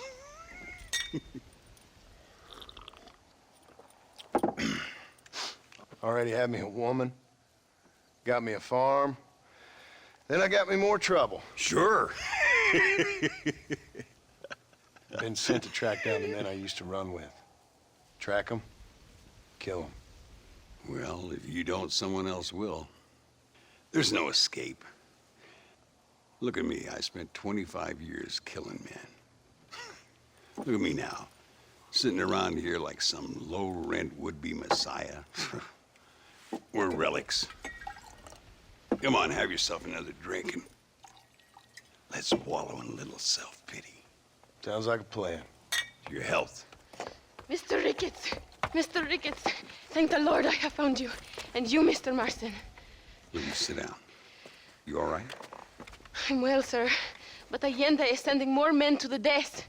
Prisoners who have not been tried. A prominent writer, Castilla, and a local official whose only crime was not putting the small holders on the street when they were late with taxes. Writers and government officials. For once, I agree with Linde. Some men need to be killed. Mr. Ricketts! I was just joking. Where are they? Out near Escalera. Let's hang up our self-pity and go shoot ourselves some bad guys. You're gonna be all right. Thank you. Both of you. You see that? Prison wagons. That must be them. Come on. See if you can take control of that first wagon. Yes, I am.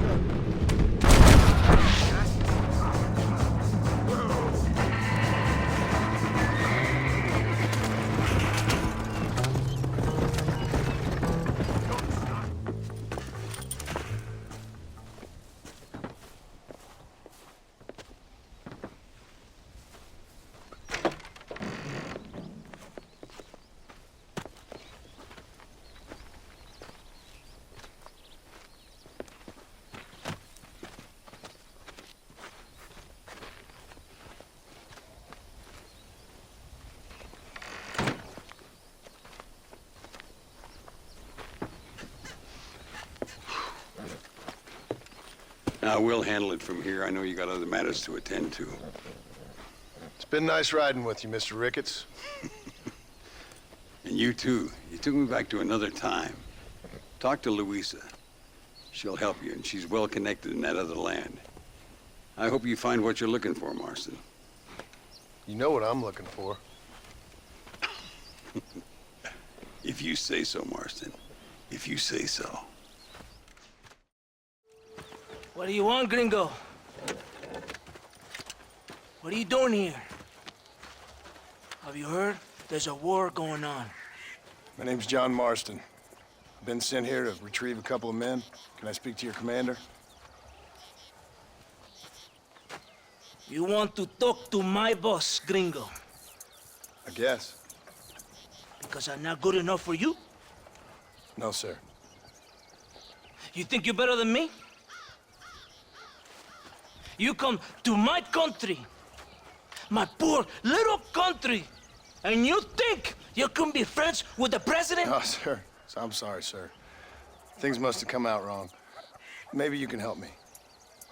You'll be sorry, friend.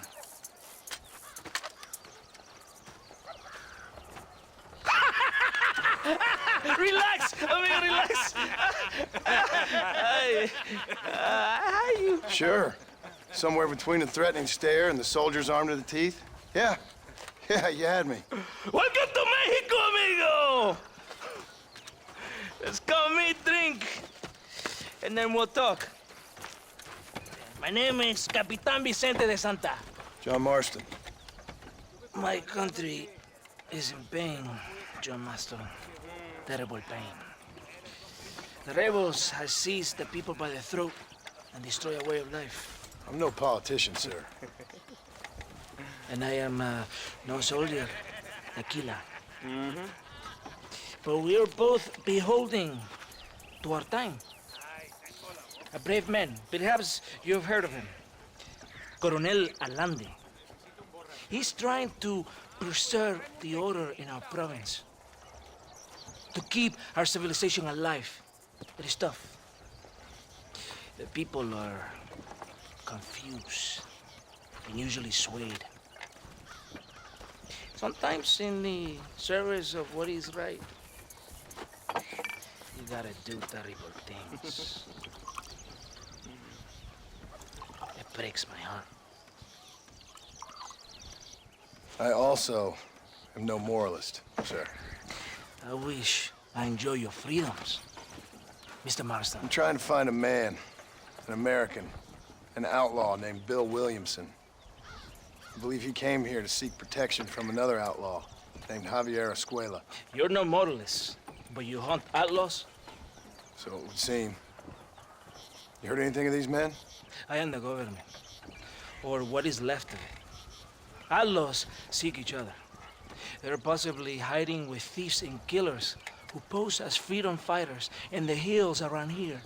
They're united under one traitor named Abraham Reyes. Where could I find this Reyes? If I knew, I would be there, hunting him with everything that is true within me. Reyes finds you. Like cholera. Something like that. But it's possible, though. My men are trying to lure him into a trap. Possibly, you could ride with us.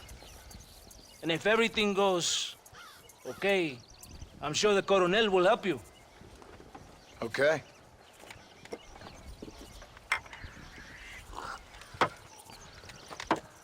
¡Vámonos! Let's start for now. Are you ready? Ready for what? We will lure the rebels into a trap. There's a train leaving to Paraiso soon. We're going to escort it. They will think it's a supply train. There are no supplies on it. Very clever. We must throw the rats out of their holes. Give them some bait they can refuse. Todo bien, compadre? You did a good thing for Mexico today. Coronel Allende will be very pleased.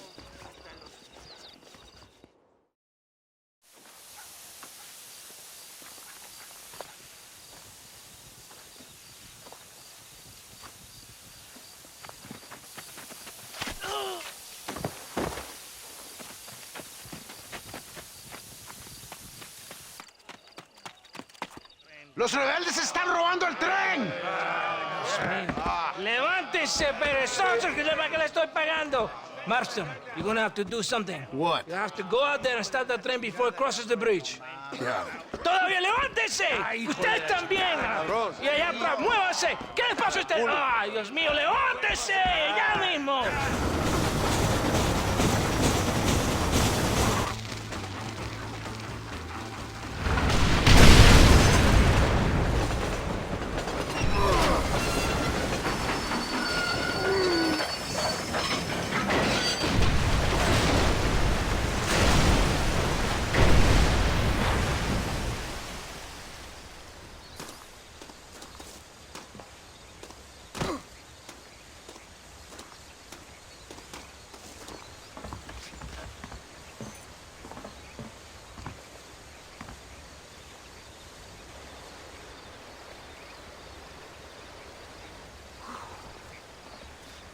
Pesa mucho. Está bien, mamá.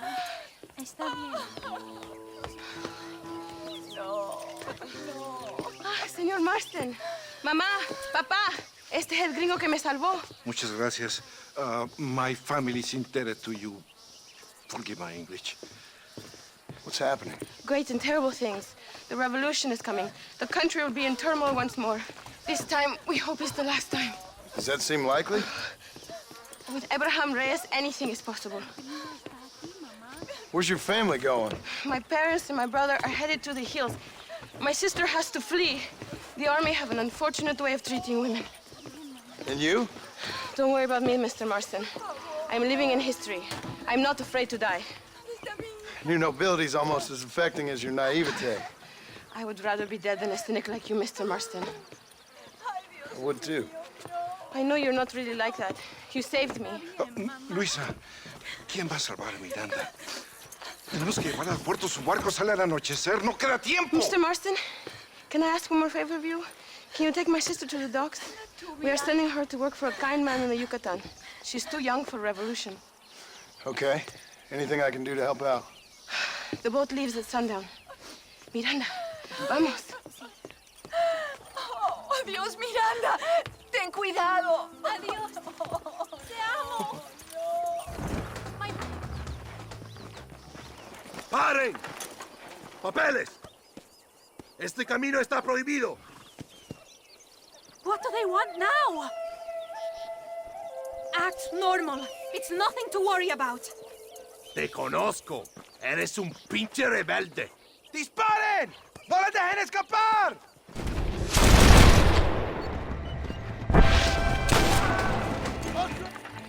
Gracias a Dios. We made it in time. Thank you for everything.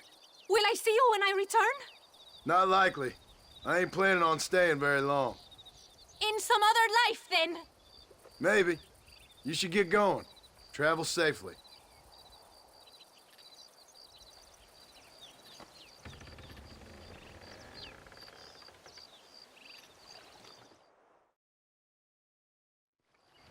Eres llorón, maricón.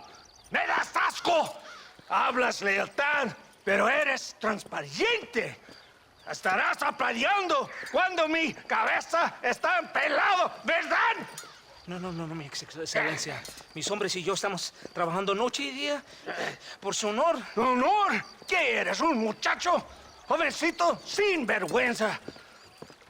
¿Qué diablos es este cabrón? That's the man who helped us defeat Reyes. The man I spoke to you of. A friend of Mexico. Hello, sir. Hola, gringo. So you are the bounty hunter, huh? Have you found your prey yet? No, sir. Perhaps you come to hunt me, huh? Your country loves to make trouble in mine. Perhaps, but it isn't so. Perhaps I should tie you to a horse and let it drag you around town. Or let the dogs fight you, huh? Then see what you say. I'd say the same thing. I'm here to bring two men to justice, nothing more. Your politics or ideas of entertainment are not my concern. Yeah, I suppose not. Pero son tuyos. Sinceramente, espero que me encontraste alguna compañía más interesante que esa bruja que me traíste anoche. Let me ask you this, sir. Do you know anything of the men I'm looking for? Escuela is from this province. His father was a borracho, a drunk who worked as a laborer on land cultivated by my uncle. Men like that are natural allies for Reyes. My people have lived and worked here for 100 years. We brought civilization. And these people, these fucking monkeys, despise us. We brought them God! And they turned their back on him. Now I fight to help them from themselves, to save them from themselves. I see in their faces that they would kill me if they could. Is she only a tyrant? That is the way it is. These people need a ruler. Well, sorry to hear that. Sorry? Why be sorry? It is a way of mankind. A fight between two forces. Que será, será. What will be, will be. But I know one thing, Senor Marston. Force, force, must be used if you're to have your own way. I'm sure. Now, perhaps you can do me a favor while I find these men for you. After we find the men, then I'll help in any way I can. You are in no position to negotiate. Now, por favor, a bunch of these idiots men are fighting at Tesoro Azul. Now you head there and you lend your support.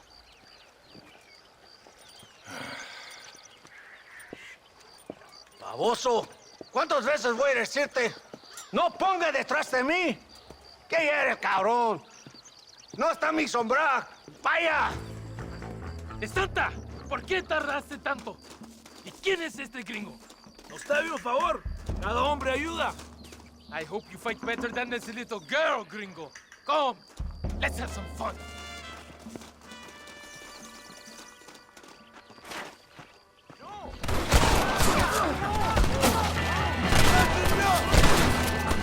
I heard the little oars crying in that house over there.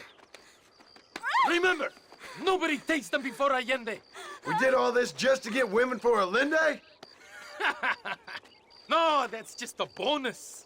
This village is riddled with rebels. Make sure they don't have homes to come back to. There are fire bottles over there. Use them to burn down some of these houses. And what makes you think I'd do that? You want to find Javier Escuela, don't you? John, you're helping Mexico. ¡Vámonos, muchachos! ¡Buen trabajo!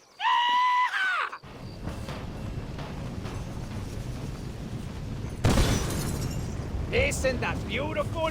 You really are pathetic. You need to relax. Come back to the villa and sample some of the new girls before they spoil.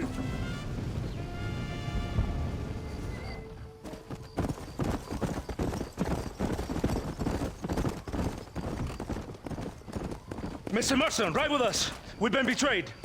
What's happened? There's no time. Ride with us. Then we'll find the men you seek. Come. What's the hurry, Santa? Where we The go? rebels have taken control of an abandoned fort on the other side of Nuevo Paraiso. Many men. A place called Torquemada. We can allow them to establish a stronghold. The Colonel has given me urgent orders. Which are? To kill them all. I should have guessed. Ride with me. We have a long journey ahead of us. ¿Y dónde carajo están los otros que necesitamos? ¡Nos van a masacrar con estos pocos! Rebeldes que tú y tus hombres se habían encargado nos atacaron. Ten cuidado con ese tono de voz. Master, come on. Ignore the stupid ape. Shut your mouth off his boy! Gringo, take that sniper rifle over there. We have men's work to do.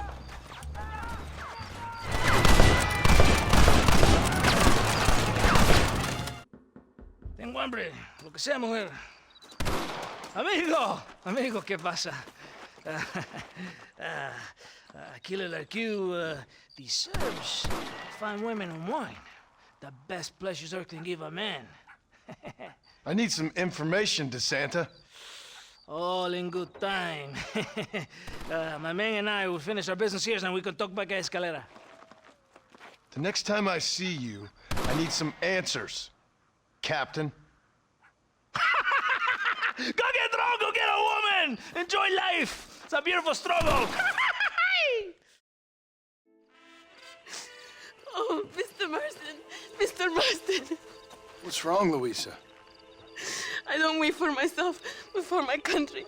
Abraham Reyes has been captured. He has?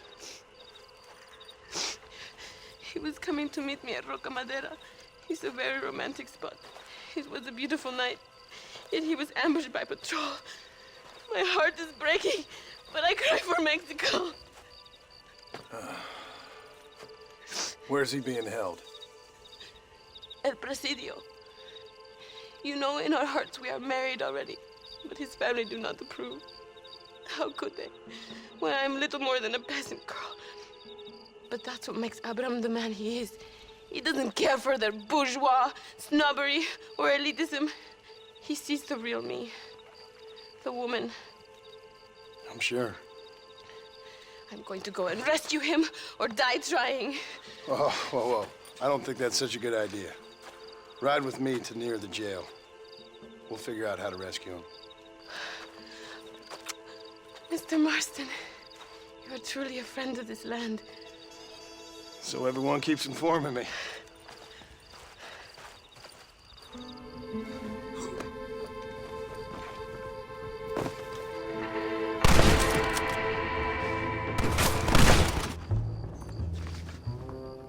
Luisa sent me. We have to meet her by the river. ¿Qué? Luisa, the girl you're marrying.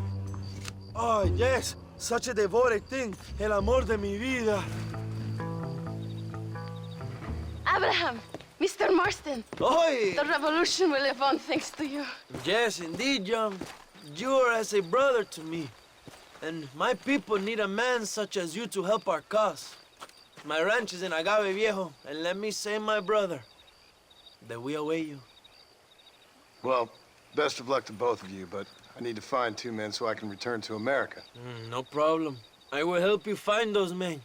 And in return, you will win a people her freedom. Viva Mexico! ¿A dónde tú vas, Bella? ¿Eh? Bye, John. Vente conmigo.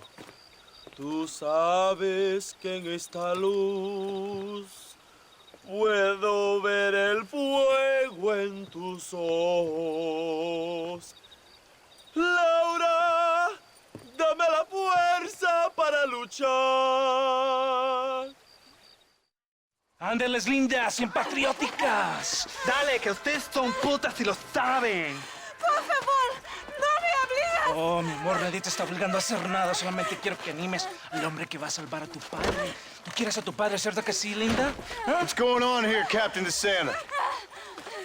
Just a little recruitment. Nothing for you to be concerned about. You boys using women soldiers now? Our customs are none of your concern. Apparently not. ¡Santo mariconcito! ¿Me encontraste algunas chicas? Ay, mamacita, ¿dónde has estado toda mi vida? Ve, mujeres. Ay, me gusta. These 2 patriots were keen to make your acquaintance, y Coronel. Fantastic. I love patriots. Hey, Sergeant Marston, you here to fight the war? And we shall make a patriot of you yet. I hope so. Any word of those men? Oh, yes. I heard they were riding with Reyes. I wanted to talk to you about it. De Santo, hable con él. Tell him what I wanted. His Excellency, El Coronel, would like to employ you in escorting a train down rebel country. The job is dangerous, but you'll have the honor of... Mira. Another patriot? Of knowing that you served Mexico in her fight against forces that would destroy our society. How much you offering? 20,000 pesos. And information as to the whereabouts of Javier Escuella. Okay, then. Mexico loves you, Mr. Martin. She has a funny way of showing it.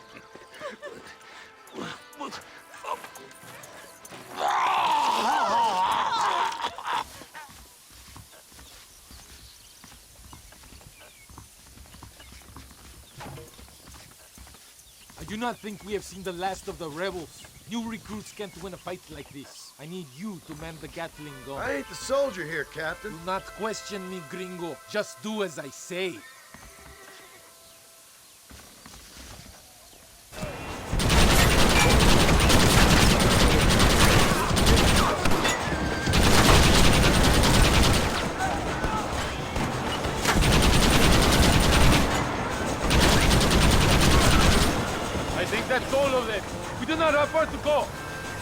camp is just at the top of the hill. That was madness. You did well, compadre. Very well. Whatever Allende promised you in return, you have earned it. I don't think the Santa expected us to come back from this. Did you want to kill him, or should I? No. Until I find Escuela, he's more used to me alive. Senor Marston, thank you for your efforts. The escort was a success. At least some of your men survived. I didn't think to survive myself. My whole life I have dreamed of a glorious death. Vamos! Rapido antes que nos ataquen otra vez. These socialist pigs cannot be allowed to win. John Marston! Good news, good news. The Coronel himself wants to speak to you. Come. Dámelo, dámelo, besito, besita. Don't be so conventional. Look at that ass, huh? Magnificent. Now save her for later, or I'll kill her and all her family. They're probably rebels anyway, huh? Anyways, it's good to see you, amigo. Good to see you. You know, you are a rare find. A gringo who is also a friend of our country. Bienvenido. We welcome you. Okay. Relax, relax. I have some wonderful news for you. Quite wonderful, in fact. You know the men you hunt? They have been captured in Chuparosa. I want you and the Santa to ride out there, and then you can take possession of them. It is my gift to you for all your help, senor. Although part of me wishes that you would remain here and enjoy more of our hospitality, huh? Thank you. If it's all the same, I'd like to collect the men. I have a wife and son at home whom I miss. Don't we all, amigo? Don't we all? The Santa, I want you to take care of Senor Marston. Vámonos, cabrón, go! Adelante! Mi amor! Mi amor!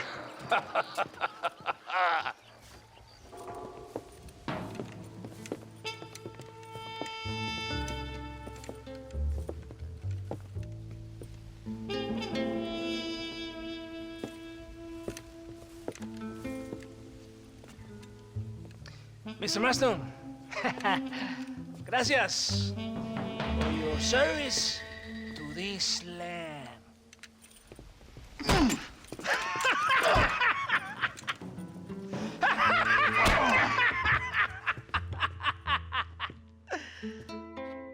¡Levanten esta pizza, mierda! ¡Levántenlo! Marston, hey, Marston. You have betrayed this land enough. I hope you have a clear conscience, because you're about to meet God.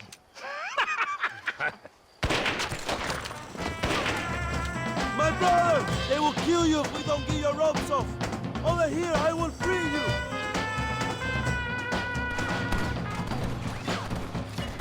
Lucky for you, I arrived when I did. I guess we're even then. ¡Gloria, fama y mujeres! Are you here to fight or not?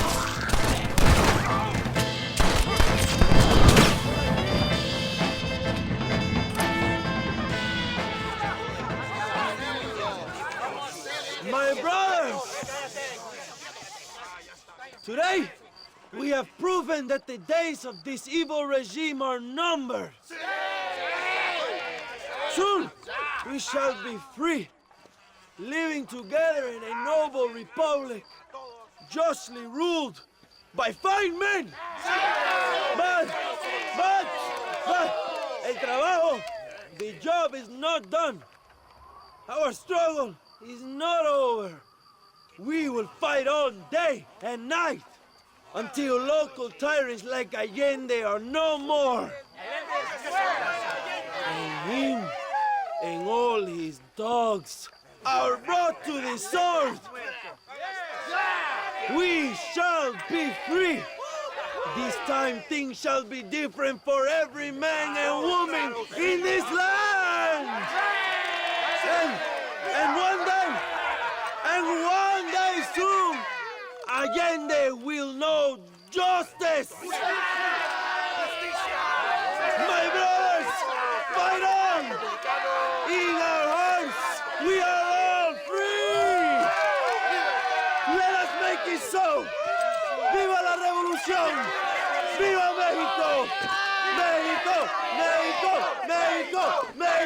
will make.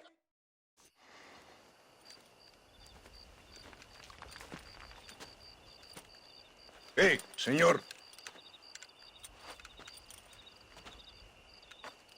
You want trouble, friend? Manos arriba. ¡Antelas! Tranquilo. Tranquilo, amigo. Tranquilo. Ya lo tengo. Muévese, cabrón.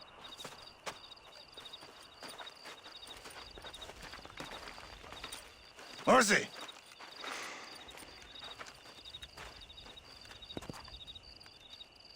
El mundo es muy difícil. Tenemos que jugarlo bien. Mr. Marston, I knew you would come. Thanks for the welcoming committee. I'm sorry, we cannot be too careful. The world is very dangerous. Especially when you greet it with a gun. Please.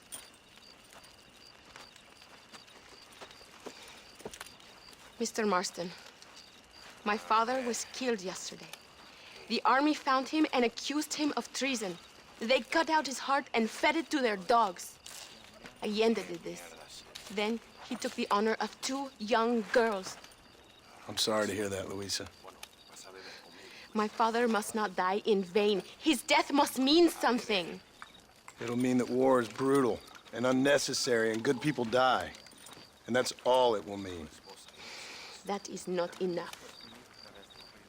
Well, you know I'll do whatever I can, but I have problems of my own. We all have problems. This is about the people. My father died for his people. For these men and for millions like them, that they may be free. While there are guns and money, there won't be any freedom, Luisa. Mr. Marston, the movement is on the brink of great victory. Allende knows this and has sent for reinforcements. Abraham Reyes asked personally that you stop them reaching Escalera. They are coming by the old trail. You must ambush them. I have my own family to worry about. Mr. Marston, I have lost my father. My mother is in the United States. My sister has fled. I have no family, just because. Please, good actions make you a good man. Then I'm doomed. But I will help you, out of respect for your loss. Thank you, Mr. Marston. Thank you. These men will help you rig dynamite on the road. Please tell them where to place it. I'll be waiting up above, watching for the wagons. Okay, follow me, gentlemen. We will give them the surprises of their lives. Look! Quick! Now is your chance! What are you doing? Come on! Let's finish them! Thank you, Mr. Marston. We are a step closer to power. My father would be very proud. I hope it was worth it. I must return to Campo Mirada. Meet me there when you can.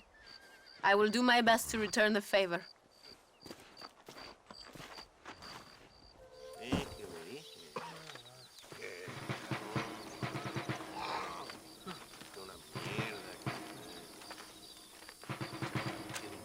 Tenemos que movilizar fuerzas en el extremo sur de la llanura para que los flancos del este y el oeste. Where is Abraham Reyes? Here, amigo! Here!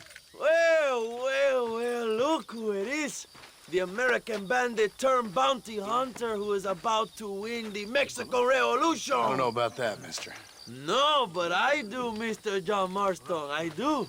A man like you, or me, with just a few such men, I tell you I could rule the entire country.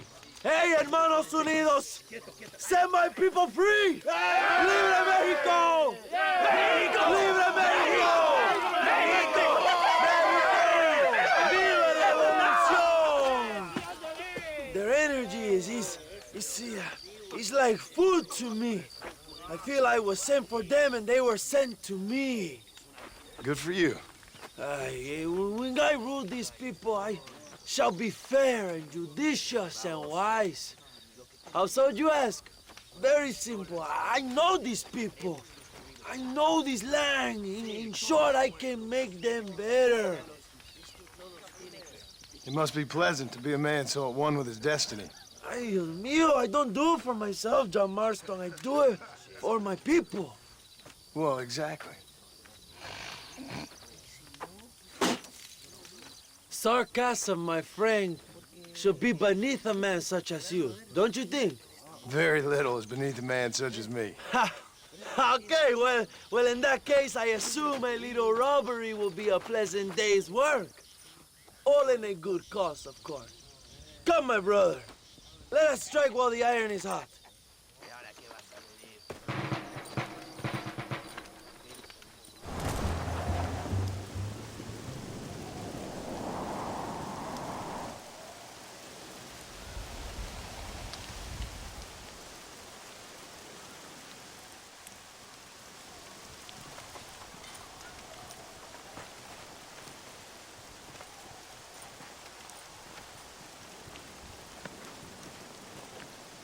So listen, this train is filled with valuable supplies we need, but it's also filled with government troops.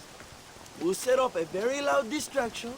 You can board the train, and then you can disconnect the army cars, huh? Okay. Okay, but listen, we've got to get this done before the train rolls out of the station. You make it sound so easy. Well, did I not promise you fun times, amigo? Eh? There are too many soldiers. We must surprise them. Here, take this knife. You can use it to kill the guards quietly. Wait until I distract them. Then get on that train as fast as you can, John.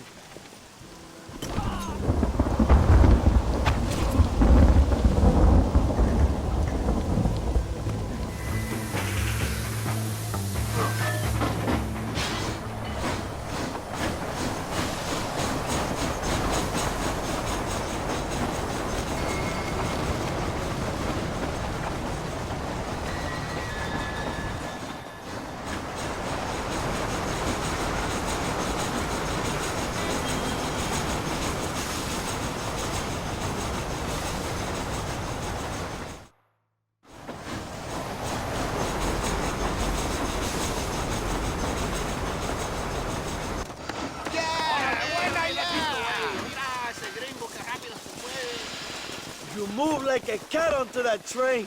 Magnificent. Go ahead and blow the armored car and take whatever you need, my brother. Vámonos.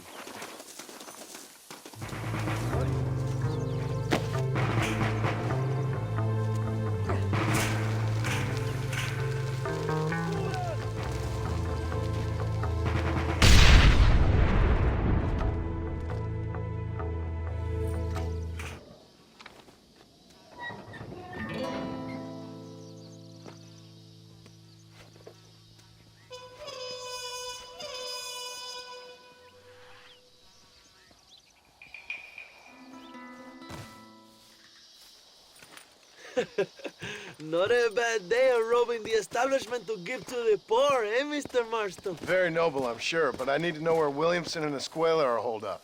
All in good time, amigo. I'm off to deliver these goods. I'll see you back at the ranch. Oh, my spies tell me they soon will have the information you need.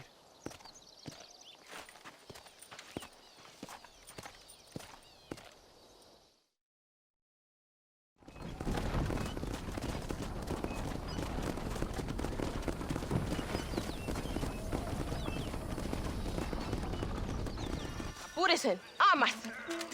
John, thank God you have come.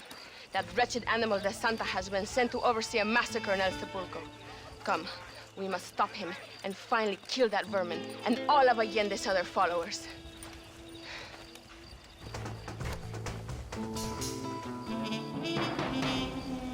Tell your men not to open fire till I make a move.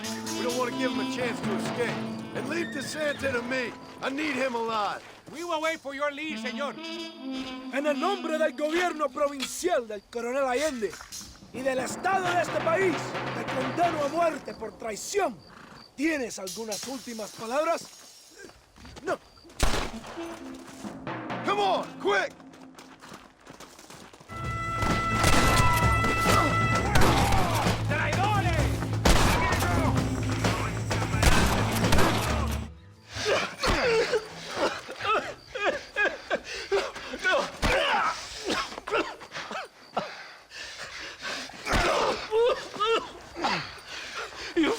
mistake!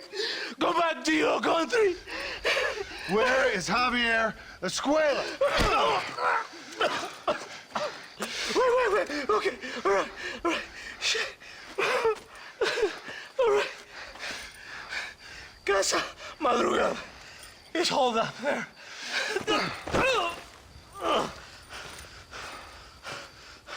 Now hurry up and kill me, or just let me go, okay? Can we kill this piece of shit now, senor? Or would you like the pleasure yourself? Please, I am begging you. Now we're even, Captain. Sí! Viva Abraham Reyes! It is done. Come on. Now we find your friend.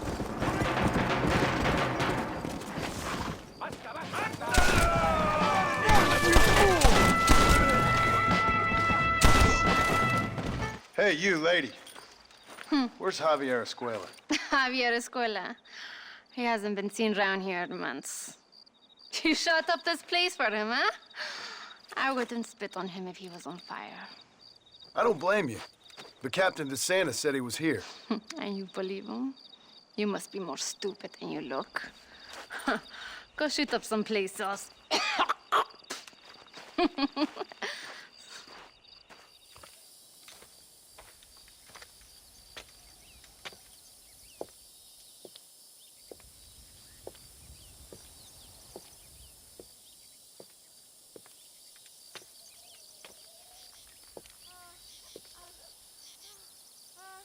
¡Ay! ¡Tú eres la mejor puta que he chingado! ¡México! ¡Qué rico! ¡Ay! John, excuse me. Oye, mamita, cuando te vea la próxima vez que sea un poco más durito, ¿ah? And I mean rougher, ¿ah? What would your most loyal follower, Luisa, say about that? Who? Luisa, the girl from Campo Morada? Her, a gentleman never tells, but she was a most wonderful... I just say she was increíble. Yes. Let me tell you something. I strongly recommend her. You take her when you have the chance, my brother. She thinks she's your wife. My wife? These peasant girls, they believe every word a fellow says. So naive. It's really quite charming. I love peasants. Don't you love peasants? I love them. They have such purity. Are you gonna marry her? Ha! Marry a peasant? My dear boy, don't be absurd. I'm going to be the next president of Mexico. My wife will meet ambassadors, kings, other great men. The very thought that I would marry some peasant girl with a tight gun and the hands of a farmer, well, I really don't think so. My mother, que Dios la cuide, would turn in her grave. Interesting. But come on, let's run. I've got an amazing present for you, my brother, huh? Yes, the man you seek. Together, we will bring them to justice. Let's go.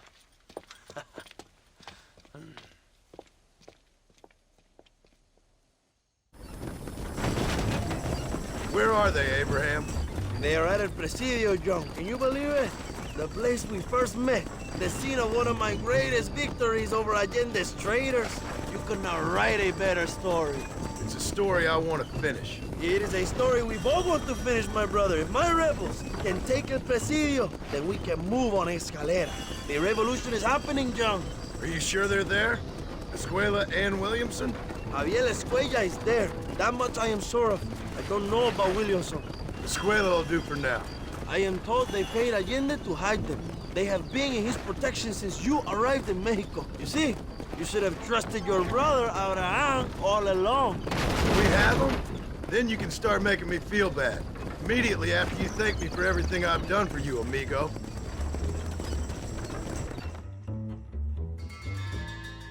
My men will launch a ruse attack on the side entrance to the fort. Meanwhile, you, my American friend, will drive this wagon at the front gate and jump off when you're close. It's been packed with 5 crates of TNT. That sounds crazy. How long's the fuse? Yes, like I say, fun times. It's plenty long enough, I think. I see you in there, amigo.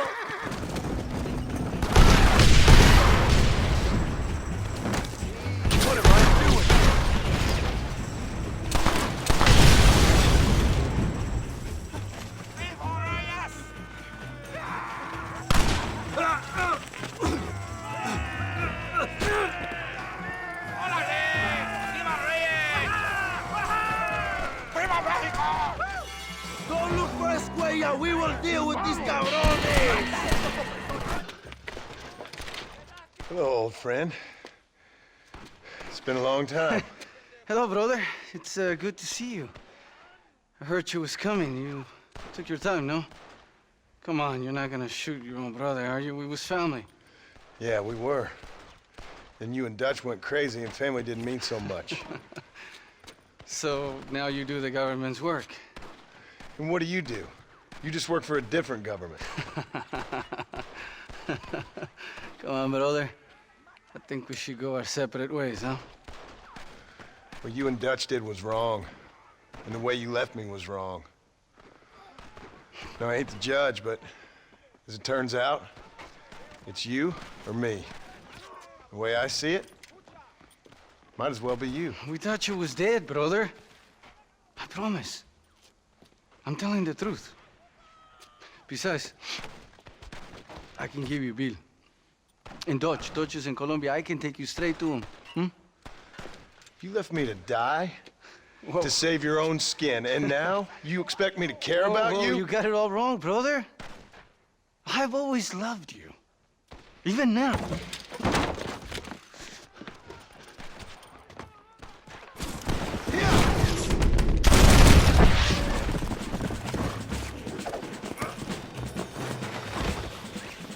Give it up, Javier. I'm taking you in, my brother. I'll let the others judge it. Oh, you piece of shit. Don't be sure about what you're doing, brother. You saw me out. Didn't that life we had mean nothing to you? You puto. One day, I promise you, you're gonna regret this. One day's about all you got left. I hope you and your wife and children rot in hell. You know, that life we lived is over. And when we was living it, it didn't mean nothing anyway. It was just an excuse, and we all knew. What I knew is that you was always a puto. And you're still a puto. Marston, come with me. The army sent reinforcements. Come. Yeah, go with your puto. The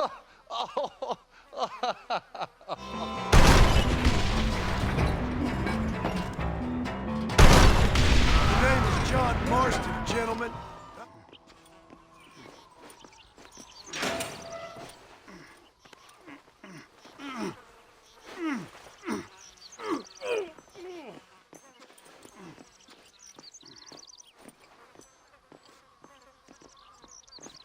Two old friends reunited.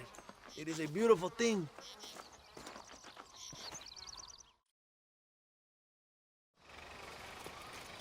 Mr. Marston, fancy seeing you down here. I must say it's a pleasant surprise to see you. You've done well, Mr. Marston. Now, Javier here gets to see how far the hand of justice can reach. Come on, you. Get in the damn automobile. Can we assume one of my commitments is cleared? Unfortunately, nothing is cleared, John, until your obligations are met. We need you to find Williamson, then head to Blackwater as quick as you can. We have reason to believe that Dutch Vanderland is in the area. Oh, your wife sends her regards. That's good.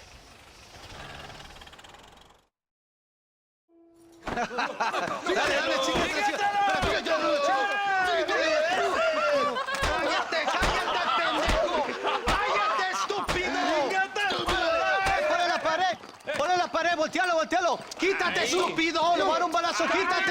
Quítate, pendejo. Quítate. 1, 2, 3. ¡Bang! ¡Bang!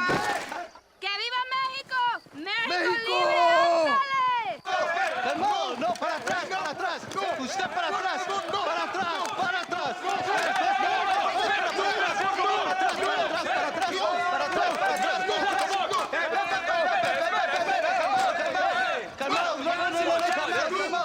¡Escuchen, rebeldes! Voy a hacer Escuchen sufrir, cómo traidor. aguantamos a traidor. ¡Otra vez! Welcome to Mexico.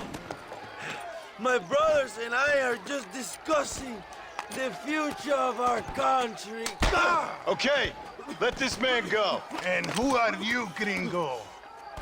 I'm no one. But unless you want this town to tear you and your boys to shreds, I suggest you let him go. And you think you could tell me what to do, friend? Oh, you should listen to him, friend. Look at that. You want to risk it? The American is a drunk. If I were you, I would pull that trigger. Put the gun down, Americano. Ya, mátalo. ¡Dejen mi hombre! ¡Mierda! ¡Ay, Dios mío! Puta Santa Maria! So you want to settle this now, friend? Or you want me to shoot you in the head right now for that poor girl? Okay, but we fight like men, not like dogs.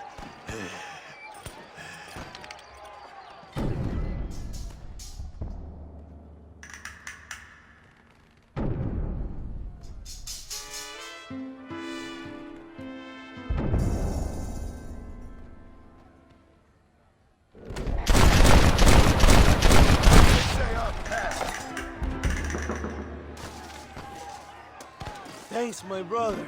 Now the people are finally ready. Today we overthrow the Coronel.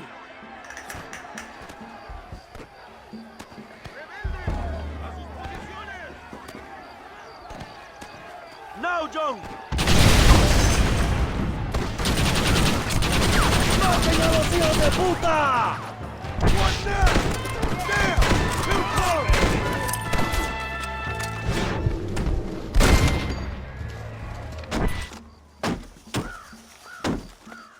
Come on! We can still get to my stagecoach! Go then! I'll cover you! It's Allende and Williamson! Come on, John! ¡Vámonos! ¡Date prisa, cabrón!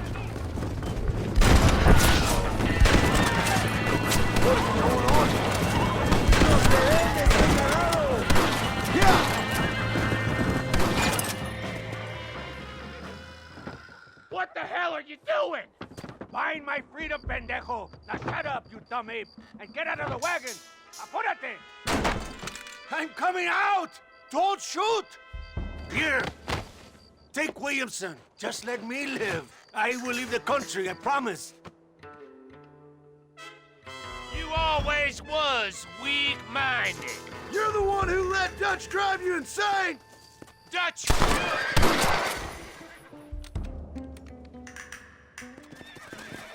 Allende is dead! Mexico is mine!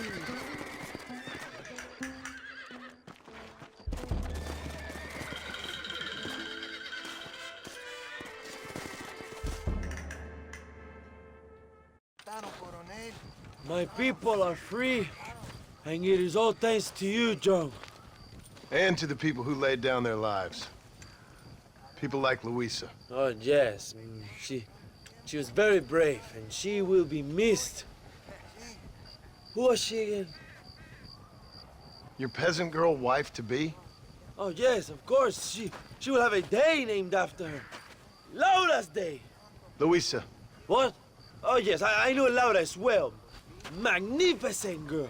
Like riding a pompous bull it was, amigo. You never saw anything like it. Anyway, enough about sport. Let's get back to politics. I trust you will join us in riding on the Capitol. I'd love to, but with Williamson dead, my jailers need me back in Blackwater. ¿Qué hacen? Levántense. Well, I must say, I'll miss you, John Marston. I doubt you'll even remember me, Abraham, but it's been an experience. Good luck with the revolution. If you win power, remember why you wanted it. Well, travel safely, amigo. Vámonos.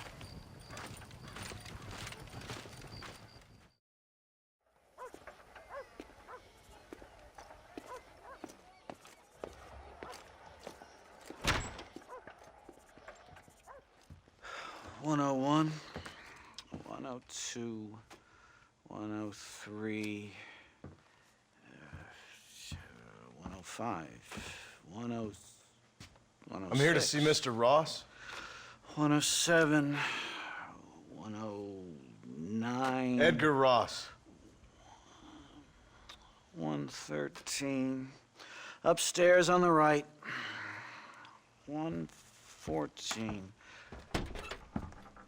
115. 116. 117.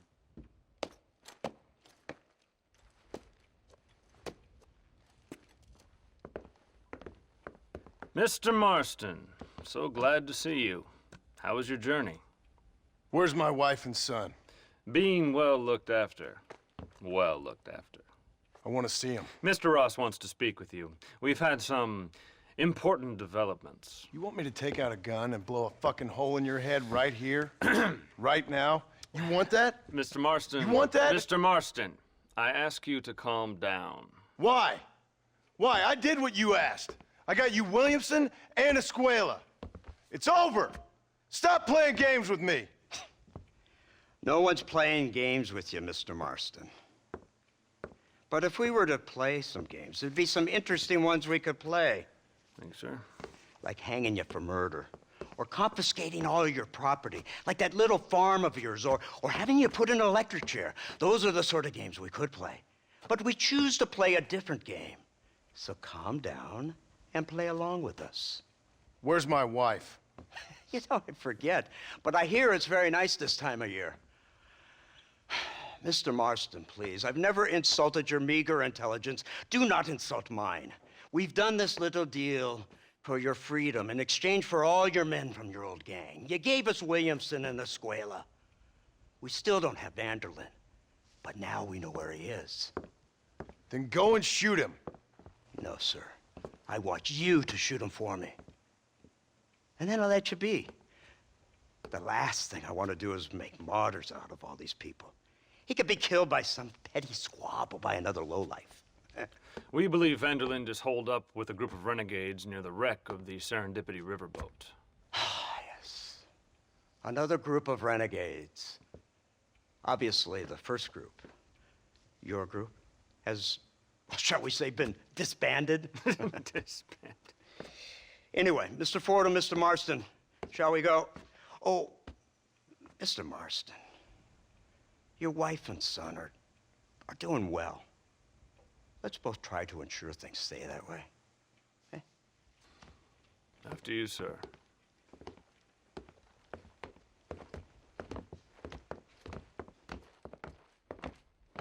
Oh, Mr. Marston, one more thing. This is for you. You're too kind. See, I have nothing but your best interest at heart. Let's hope it doesn't go off by mistake. 343. I have a patent for that, sir. This is an outrage. Ah, Mr. Marston. You're alive. Hello, Wes Dickens. Thought you were headed to Peking. So did I. So did I. A long story. But now it seems I'm being put under arrest and charged with narcotic possession or some other such nonsense. Ross, have him release this man. Why? Because he's a harmless old fraud, the kind of man that built this country. And because he helped me get Williamson. Did you hear that, officer? The man's a hero. Let him go. Come on, Marston. Moral degeneracy waits for no man. Let's hurry along. 344. 345. 347. 348. 3...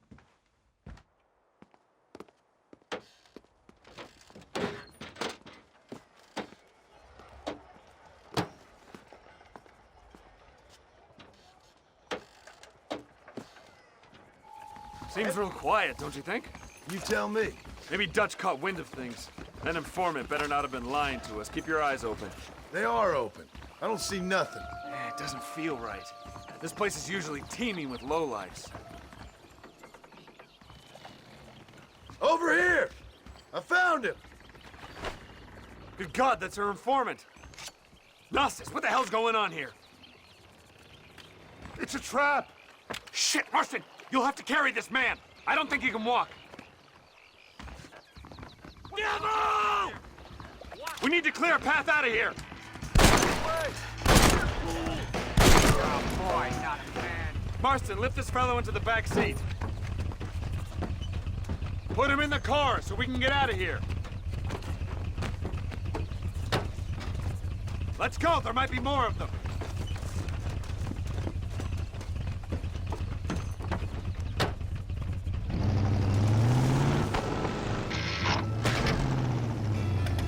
Come on, not now.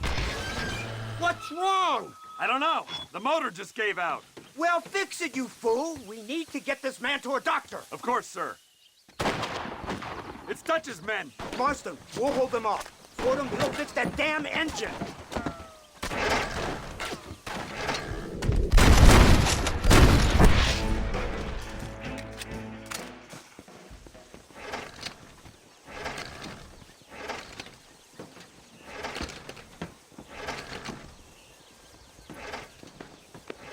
I can't see any more of them. Fordham, are we ready? Yes, sir, I think so. Come on, let's get back to Blackwater.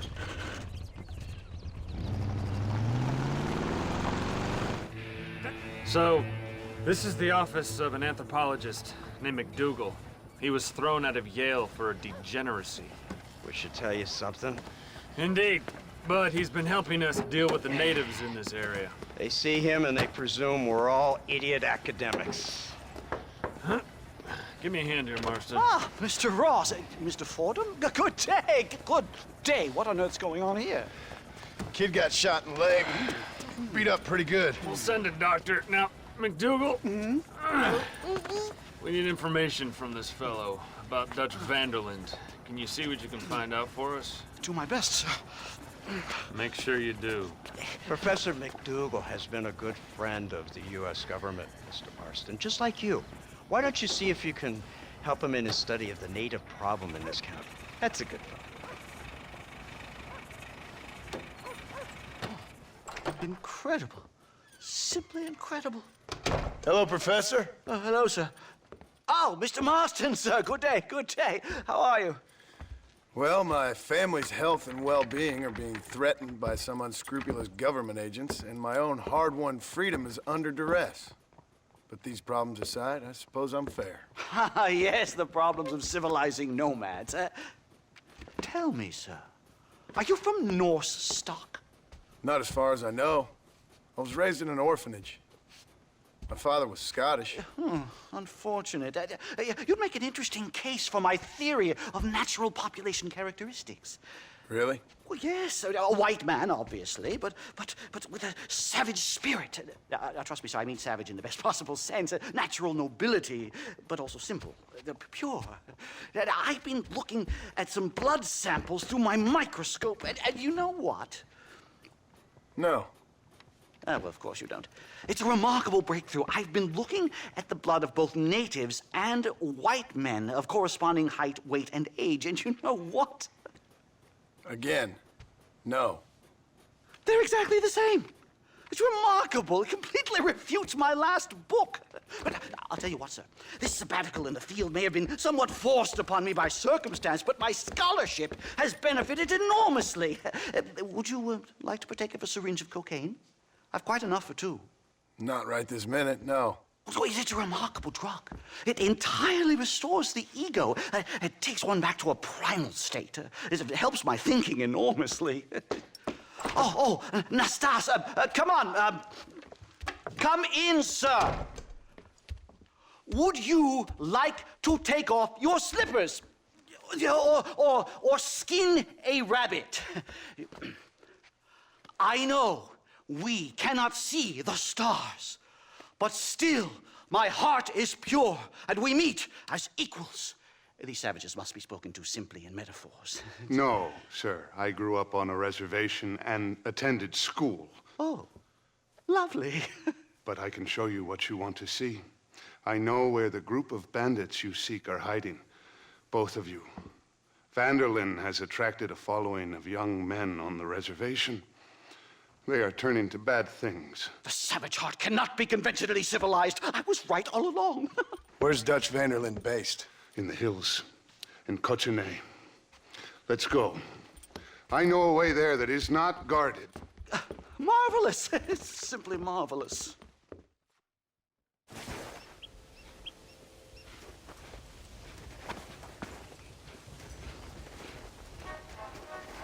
Remarkable. I'm afraid I don't really have much of a head for heights. More of a head for highs. well, anyway, I'm sure Nastas will help you. I must be on my way. I've got work to do. Thanks for the help. Goodbye, gentlemen. Enjoy yourselves.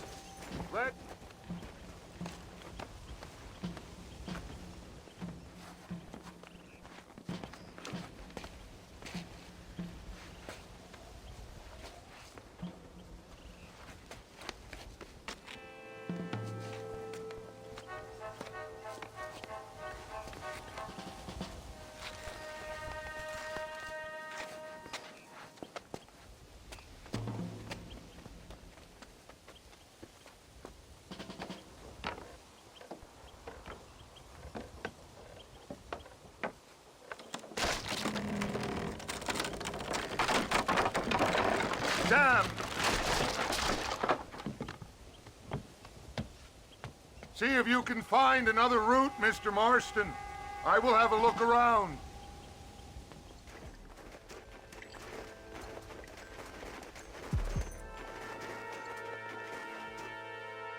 This way.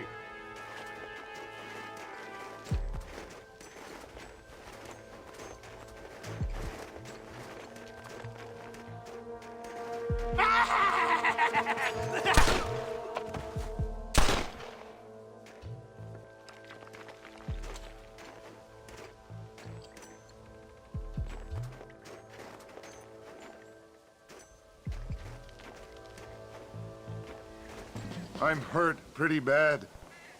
I don't think you should go any further. I'll be fine. But you go ahead. I don't want to slow you down. You sure you're all right? Just need to take it slow. Go on. I'll catch up or see you on the way down.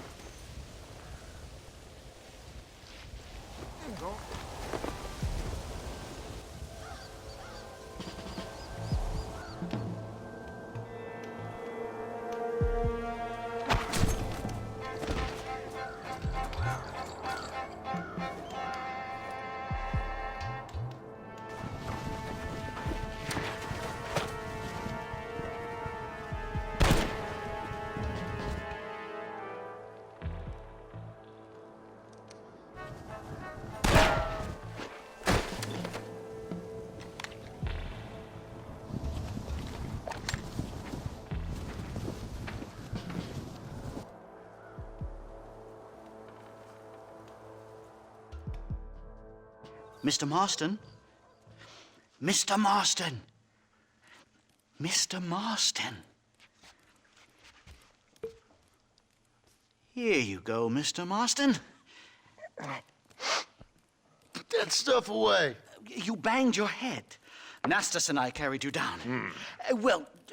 Nastas heard the shots and he hurried up to rescue you and he carried you down. I improvised an escape plan. I'm more of a planner than a man of action. Thank you, gentlemen. Friends of mine are with Vanderlinde. We must try to reason with them, sir. Vanderlinde's gang contains several natives. We must meet with them and try to save them from disaster. My people have already endured many disasters. Before, this was all our land. And now we have brought you civilization. Well, sure, it hasn't been easy, but it hasn't been easy for anyone, Nastas. Why, I knew a man in Yale whose father once shot 18 natives in one afternoon out in Wyoming. Oh, the man was quite traumatized. He took to lying with choir boys. For a wise man, you are a very stupid man, mister. Gentlemen, I'm gonna leave you to figure out right from wrong. You are simple-minded, sir. Thus, I do not blame you for not understanding reason. Then again...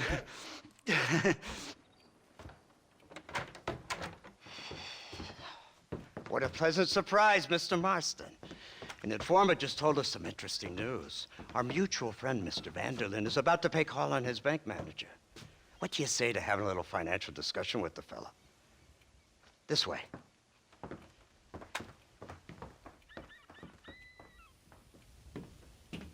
Let's get up on the roof. We'll have a clear shot at them from there.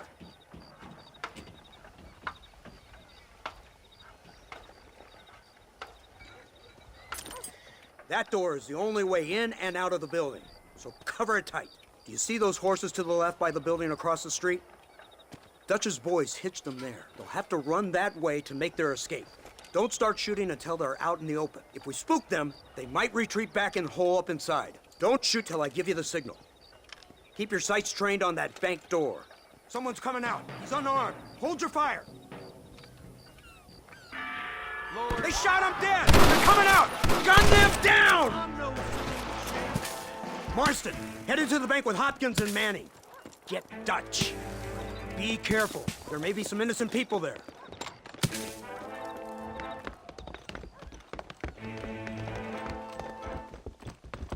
We can take them!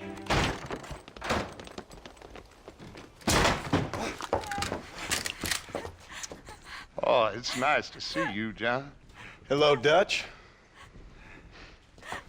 How's Abigail? Well, I hope.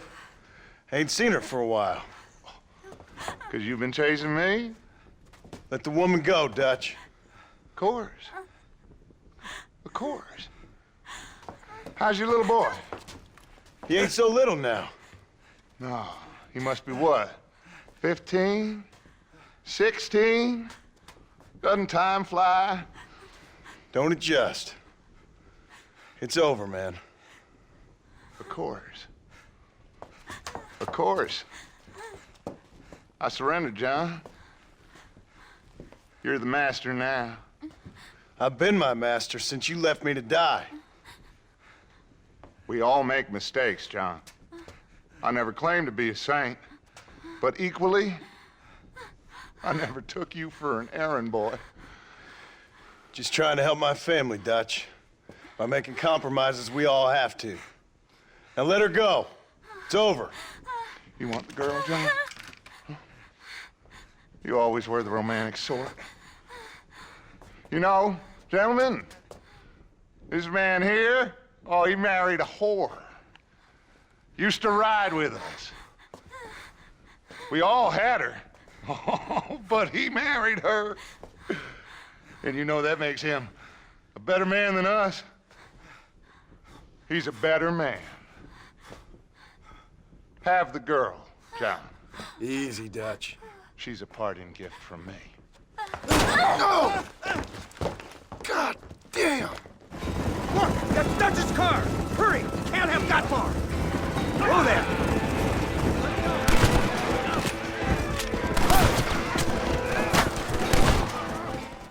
Where's Dutch, Marston? He got away.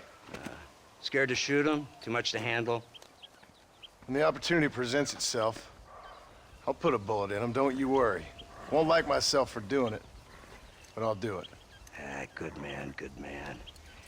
You know, at the end of this, you'll probably get a medal. I know I shall.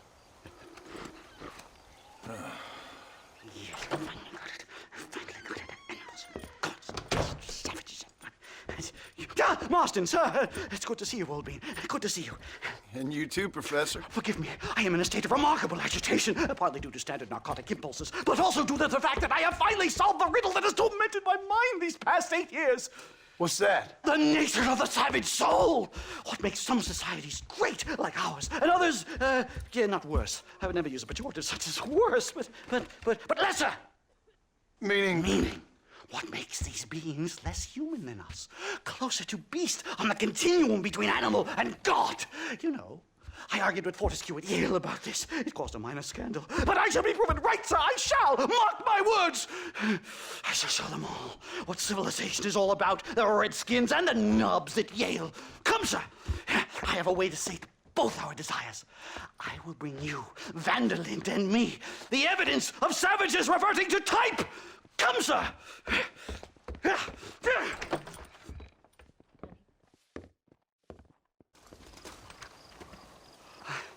Hello, gentlemen. We come in peace. Those words mean nothing coming from people like you. Look at what you've done to us. Look at us! We live like animals, scrabbling in the dirt. Well, violence isn't the answer. Maybe you live in a different America than we. Men like Vanderlinde will lead you to disaster. I think we've already experienced disaster. The likes which you could only imagine. Put your hands up! We come in peace!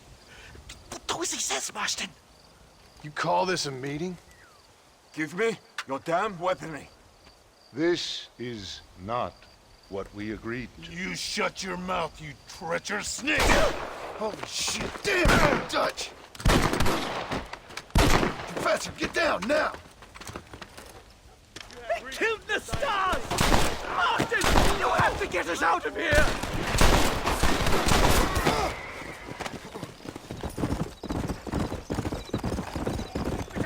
Safe and sound. Thank the Lord. So much for a meeting of minds. Thank you, Mr. Marston. I could be boiling in a pot right now if it wasn't for you. Get some rest, Professor.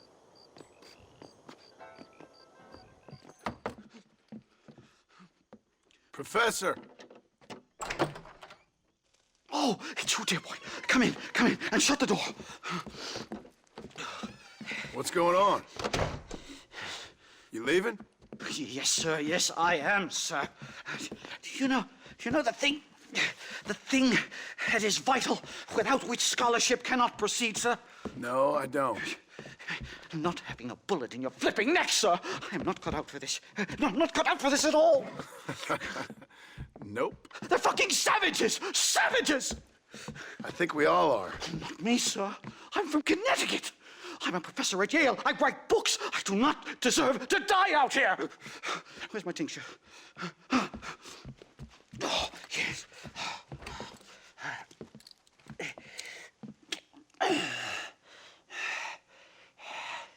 You okay, Professor?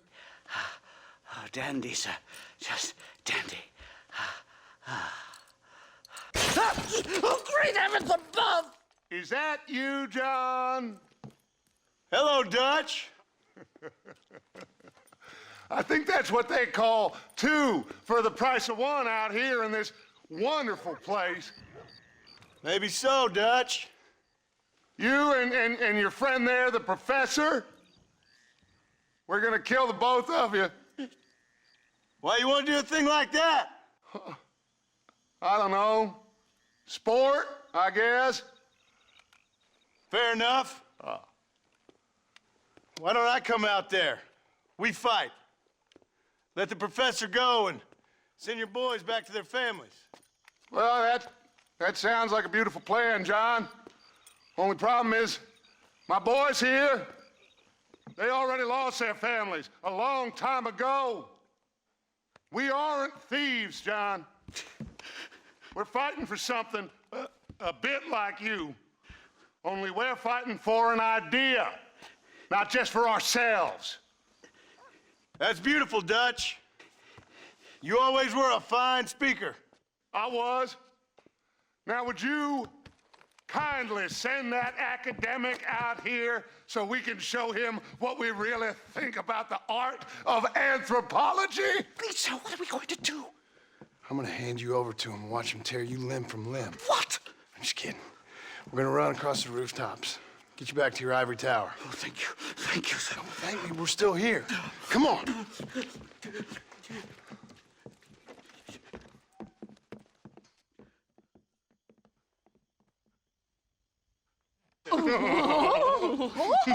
Yes. Oh, come here. Oh, Good day, sir. Madam. Look here, sir. What is the meaning of this outrage? You two stay down and shut up.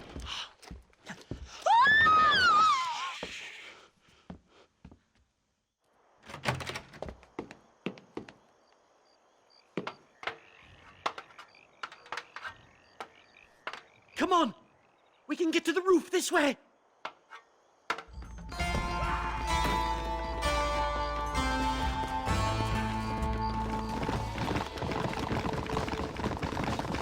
Head for Manzanita Post! I'm taking the first train out of here! This... My research is complete. Much as I thought. There's no civilizing this savage land. I could have told you that for nothing. Ah, but they'll give me a prize in New Haven for this. Well, they bloody better. Well, goodbye, Mr. Marston. Best of luck, dear friend.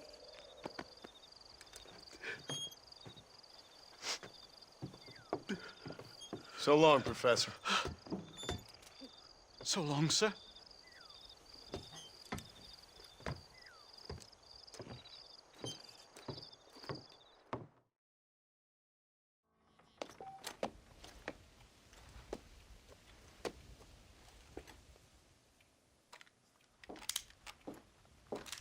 What do you want, Marston? My family. I've done what you asked. No, you haven't. This is the land of opportunity, and I gave you the opportunity to save your family, and you failed. How could I possibly reward you? Marston, you're a public menace. We should have had you killed. I wish you had. But since you didn't, where's my family? Oh, spare me the noble savage fall in the sword tripe, will you, old boy? It's nauseating. You don't wish to be dead. You're an insignificant creature desperately clinging on to life like the rest of the scum in this town. Yeah, I know, it's tough. You like Dutch. He's a charming fellow. He makes sense. He's like one of those nature writers from back east. Only he takes things a tiny little step too far. Rather than just loving the flowers and the animals and the harmony between man and beast, he shoots people in the head for money and disagreeing with them. He's a goddamn killer. Now, I'm not a great intellect, but the metaphysical leap from admiring the flower to shooting a man in the head because he doesn't like the flower is a leap too far. So, I know it's easy. You see, me and Archer, we're the bad guys. We enforce the rules. Now, while the rules may not be perfect, they're really not so bad. Exactly. What's the alternative? Yeah. See, I'll tell you what the alternative is. It's not complicated. It's about one man and his gun versus another man. Sure, civilization may be dull, but the alternative, Mr. Marston, is hell. And the way you enforce this civilization, this freedom for men to like or not like flowers, or whatever in God's name you were just talking about, is to kidnap a man's wife and son? Well, I know there's contradictions. I'm not going to lie to you. Yeah, as I said, I'm not a great intellect. Now, after the debacle with the army and the bank, we have to put Mr. Vanderlyn to rest ourselves. Will you help us? Do I have any choice?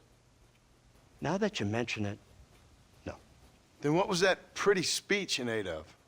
I don't rightly know, but it sure felt good saying it. Shall we, Mr. Marston? Let's go.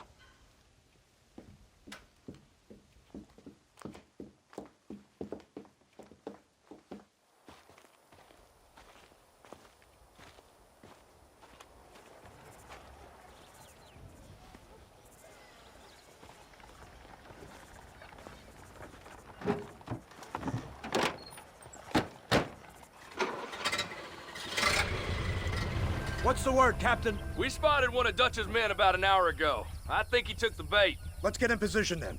Have your men ready to run them down if you have to.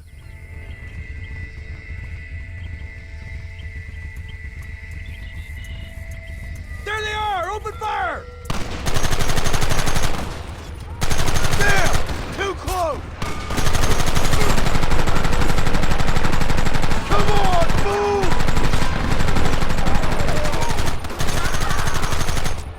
Goddamn savages!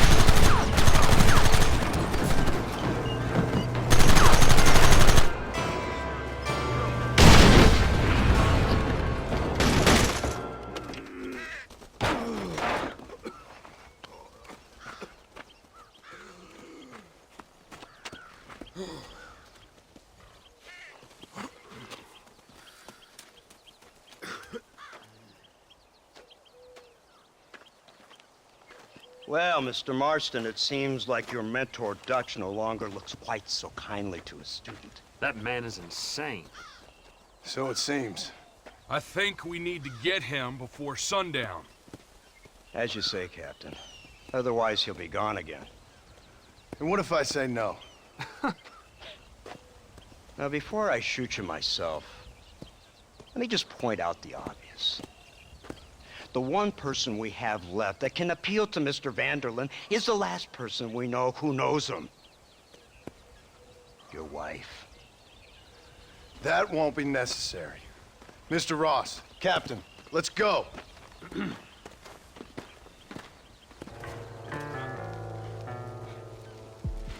You, blow that gate open. Move, soldier.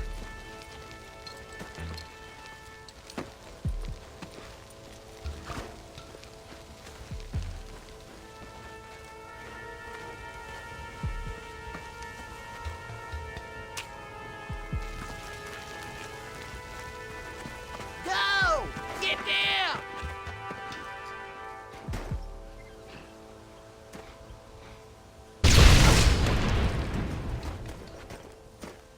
Forward! Move in!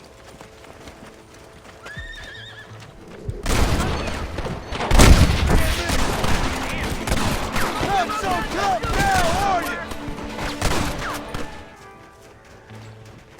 Right, Marston. We'll take 2 men with us. The rest will stay here and take care of the wounded. They'll plant charges at the gate. You and I'll provide the cover fire. Come on! Take cover, men! Here it comes! You tend to your wounded. I gotta face Dutch alone. Looks like it's me and you, John. You should have stayed at home.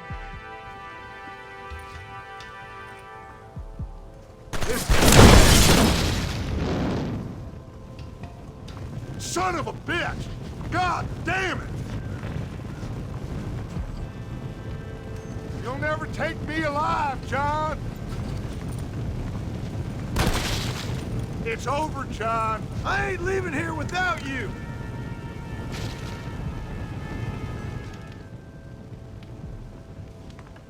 You're just like me, John. You can't change who you are. You can't erase the past, John. Killing me, it won't make it go away. That's where you're wrong.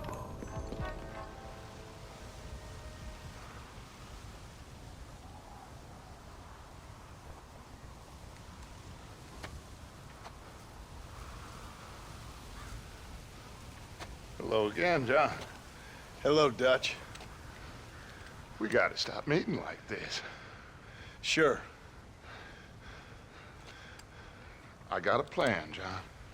You always got a plan, Dutch.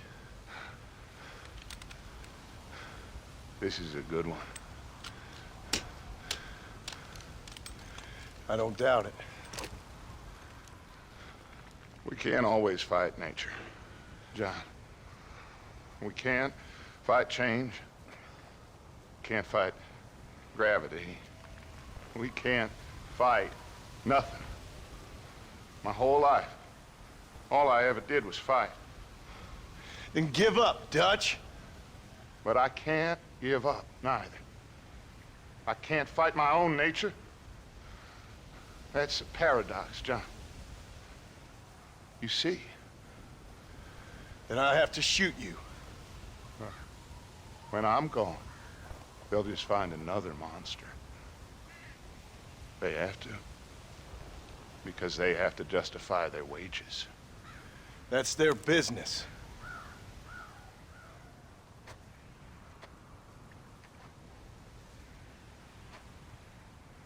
Our time has passed, John.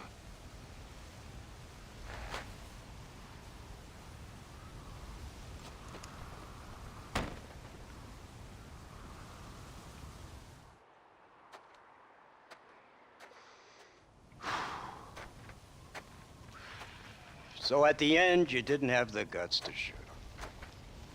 The man's dead, Ross. Sure. Can I see your gun?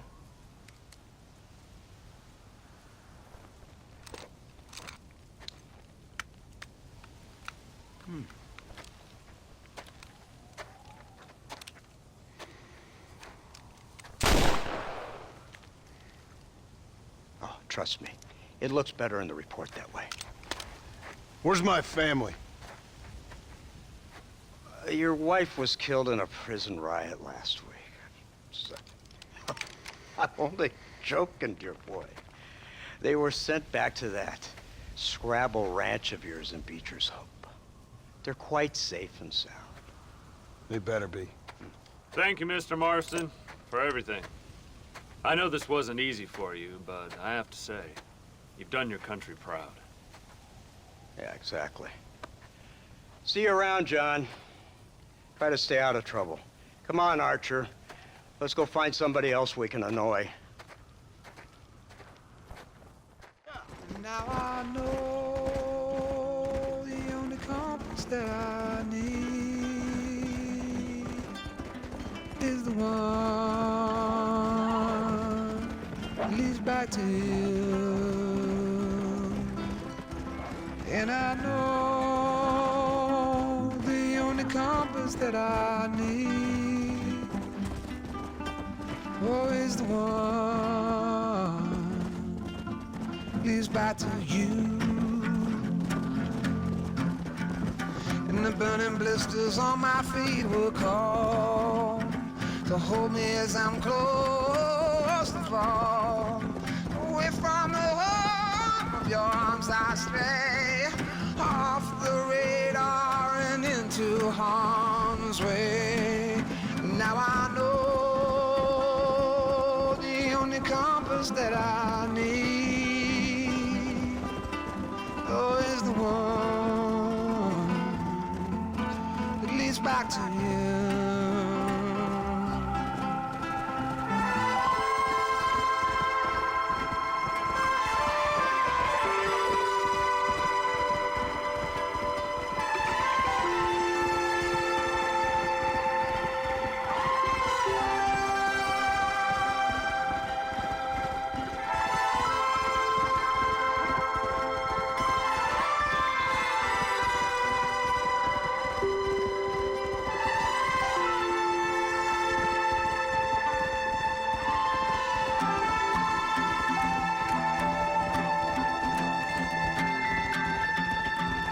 Coffee waves the hand again,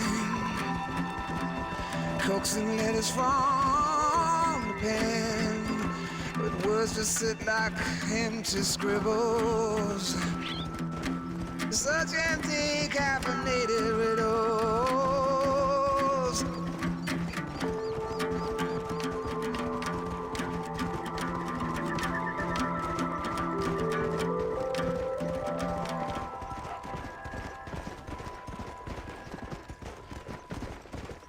Now I know the only compass that I need is the one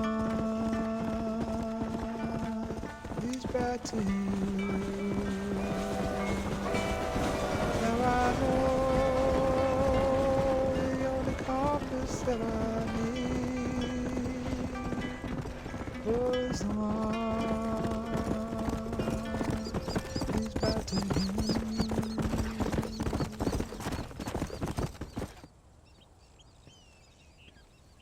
Abigail! Jack! Anyone here?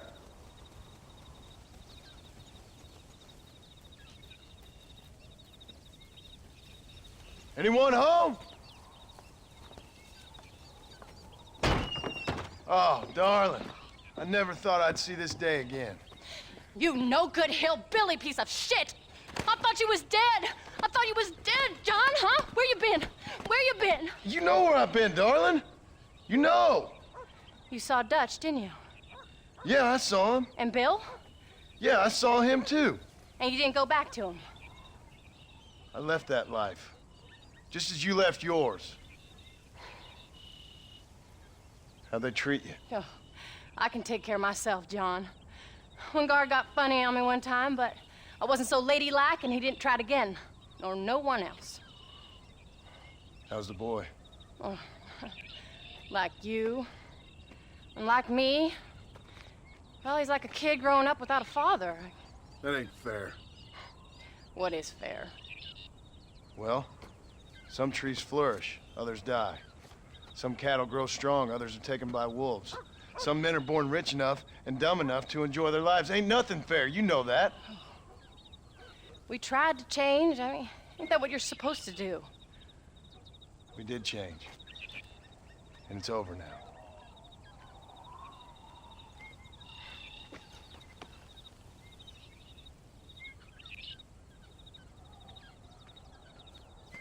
Jack! Jack, come here, boy. Hello, sir.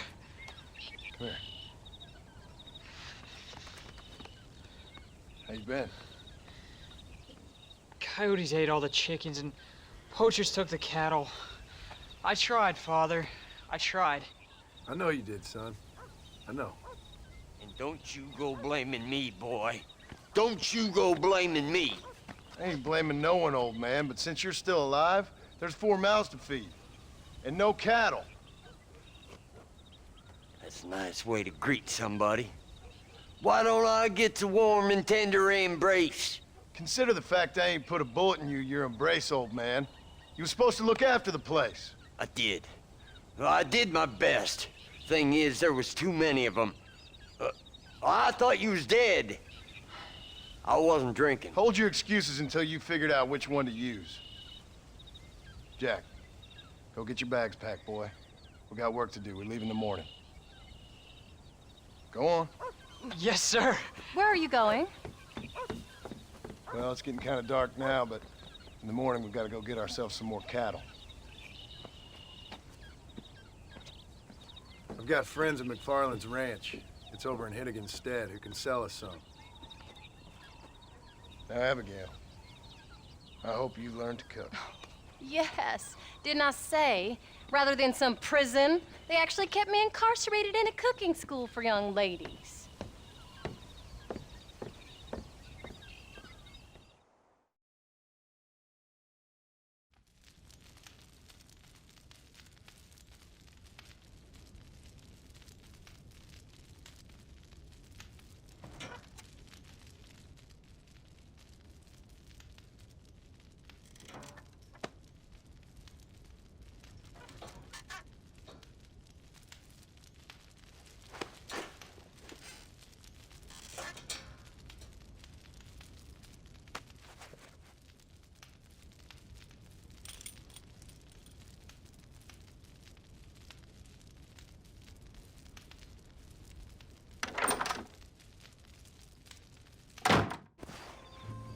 John Marston!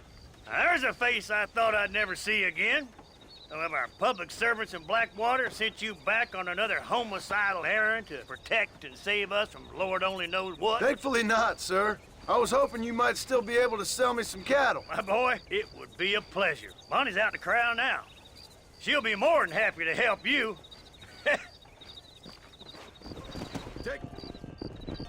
Good Lord, do my eyes deceive me? A devil walks among us. I said I'd be back when this was all over, Miss McFarland. After the barn fire, you remember? Of course I remember. I just didn't believe a word of it. So, you've come for some cattle? Yeah, I'm finally starting up my farm again. Or trying to, at least. You'll be fine. You've been taught well. Come on, then.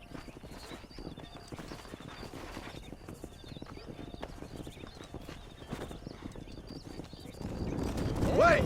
Slow down! They look like rustlers! I'll deal with this! Stay with the herd, Jack!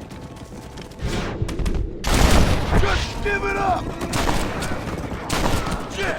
Almost got it!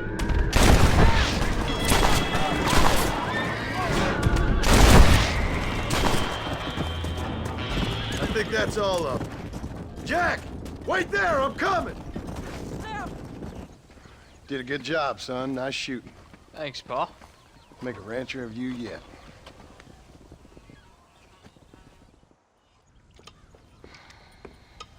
What you cooking? Same thing I've been cooking the past 15 years with the hope of poisoning you. Ain't working so well. Not yet. Be honest, though. Tastes bad enough to kill a man. I never was much of a cook, but I did try to be a good wife. And you have been. Given what we was and what we came from, I think we've gone and done okay. I look at Jack, I look at him, and I think we've been blessed. Maybe he can be something more. He's a good kid. He can be whatever he wants to be. He ain't gonna be no frontier gunslinger killing and running those gang, though. That way's over. Railroads and government and motor cars and everything gone and done away with all that. And he ain't gonna marry no orphaned working girl running with a bunch of hucksters, neither. If he meets one like you, I hope he'll marry her. Stop. For an illiterate gunslinger, you sure know how to make a girl blush. God damn crows! John! You have got to go deal with them. They've broken into the silo again and are eating all the corn out from it. Of course, my angel. Wait, get out of there. All right, all right. Come on. Scat. Shh.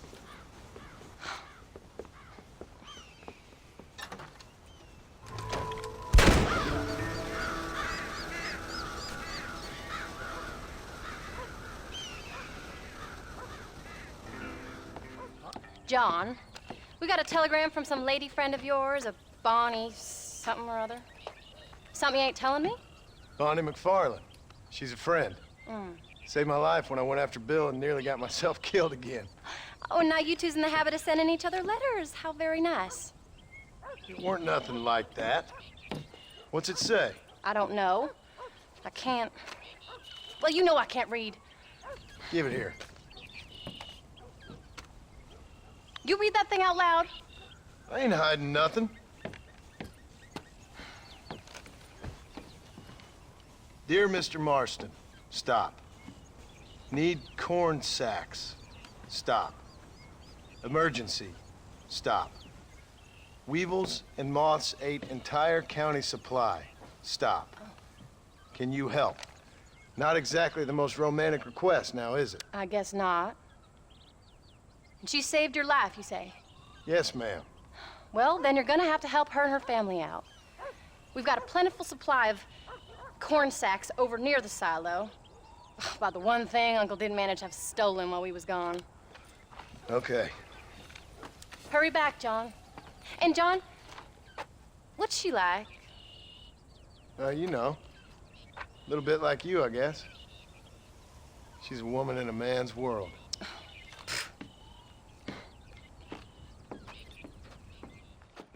John, wait! I changed my mind. I'm coming with you. What? You came. Thank you so much. We lost the entire harvest. Miss McFarland, I'd like you to meet my wife, Abigail. Oh, ain't you quite the gentleman all of a sudden? It's a pleasure to meet you, Mrs. Marston. Likewise. Thank you for saving my husband's life. And for teaching the miserable old goat some manners, among other things. I didn't teach him anything. I know better than to try to change a man. You should meet my father. Oh, people can change, Miss McFarland. John and I have to believe that more than anybody. This is a decent first harvest for you, John. You should be proud. That's good land you got there. How are you feeling, Mrs. Marston? From what your husband told me, it must have been awful for you. I've been through worse, and I knew he'd be back before too long. He can't cook a meal to save his life.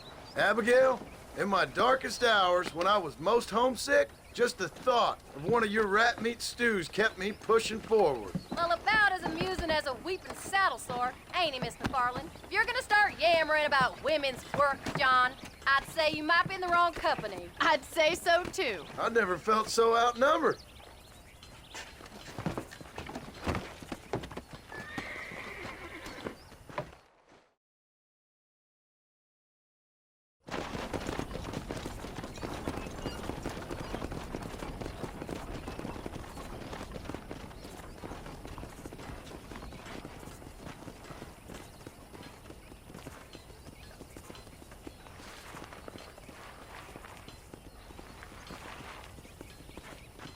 Ma'am?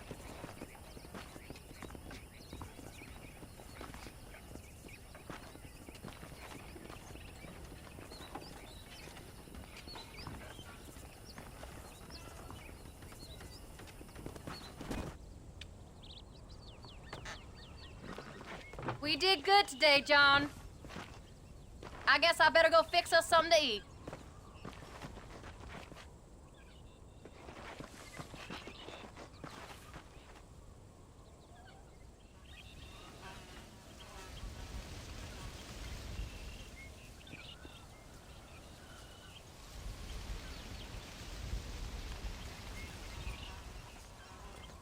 What's the book, boy? Nothing, sir. What's it about? Well, it's an adventure, sir. Set out in the West, and it tells this amazing story of how people killed the savage Redskins, and how this man, this brave man, hunts the man who killed his father. I'm glad you're enjoying it. Talking of adventure, how'd you like to learn to track elk? Really big ones in the valley this time of year. We could use the meat. Well, I know you'd rather read your adventures. Trust me, this can be very enjoyable in its own way. I suppose maybe it's a little less dramatic. So, let's go, come on. You may get to see me get gored by some massive wild beast. Then you can write a story about that. Very funny, Paul. I'd forgotten how funny you was. Grab your things. Jack, there's one up ahead. Yeah, I see it. This one's mine. Stay with me, son.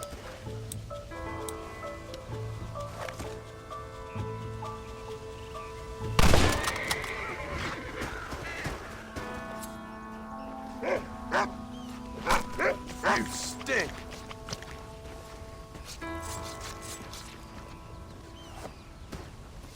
Hope you were watching. It'll be your turn next. You saw how I cut the meat, Jack. Now it's your turn. Whoa there.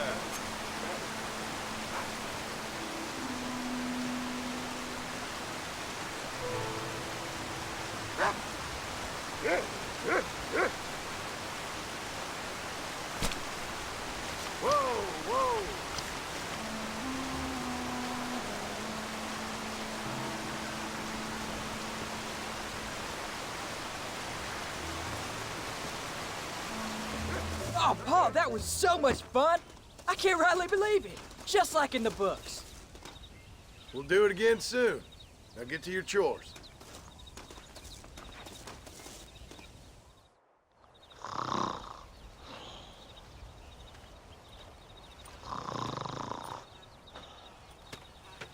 Get up, old man. I am up. Get up! Oh.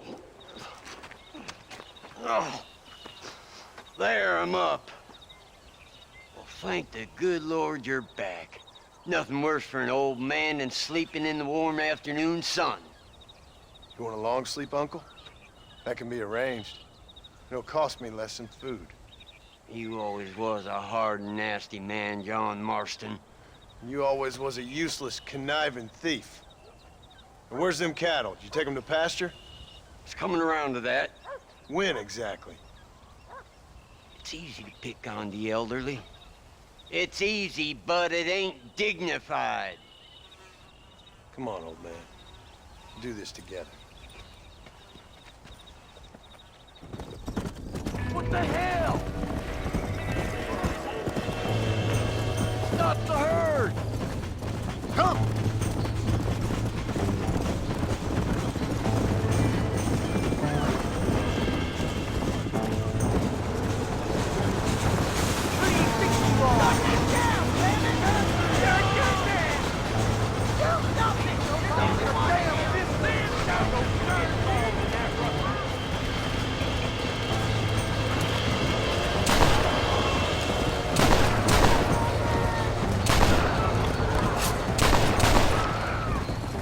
Okay? I think we're safe.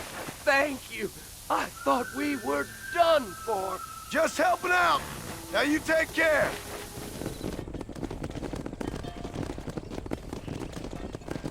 You look after the herd.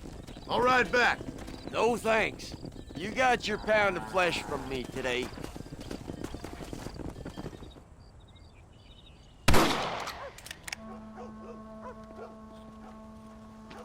You're tensing up. I'm not. You are. Your back's tense and it's making the rifle jump. You're holding it wrong. Here, let me show you. I don't need you to show me, Paul. I guess not. You'll show me and you'll just run off again or something. It's better I teach myself. I ain't going nowhere. Whatever you say, Paul. Don't be like that. Sorry.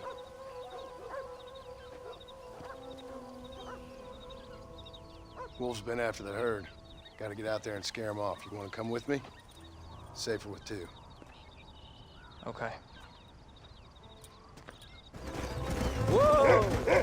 There they are! Good boy, Rufus!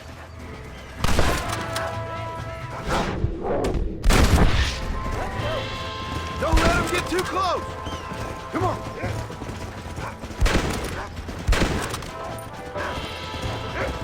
Keep your head straight! All right, we should head back now. We got out further than I thought. Don't give up now. Come Let's on. keep moving. You're turned into a decent hunter, son. But try to stay out of trouble.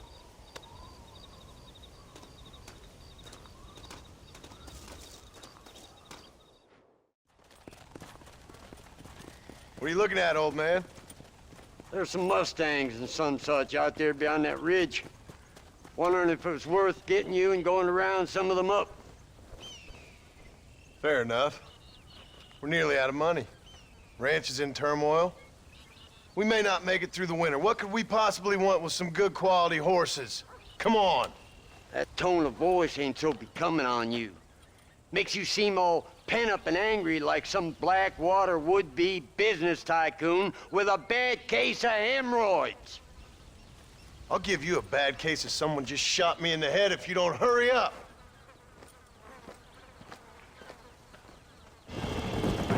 I got you.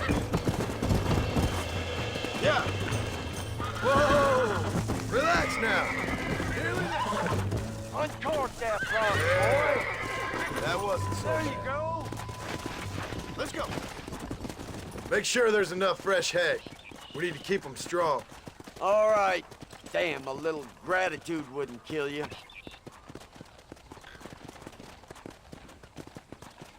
Not a bad day's work.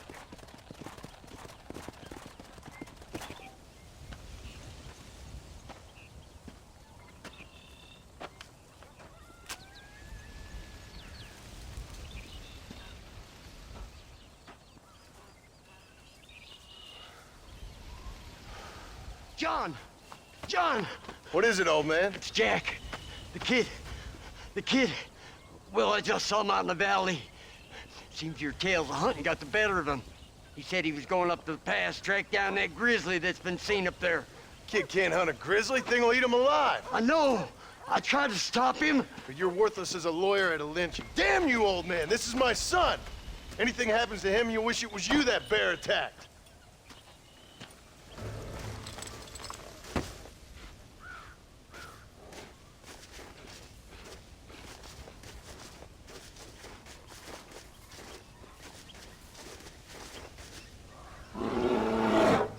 Paul, help me! I'm hurt! Jack, stay down!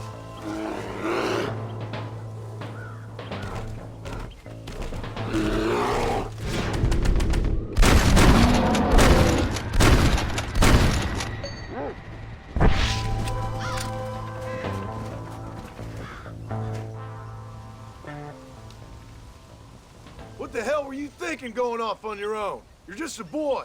No, I'm not. I can skin an elk, rake horses. Come on, let's get you home.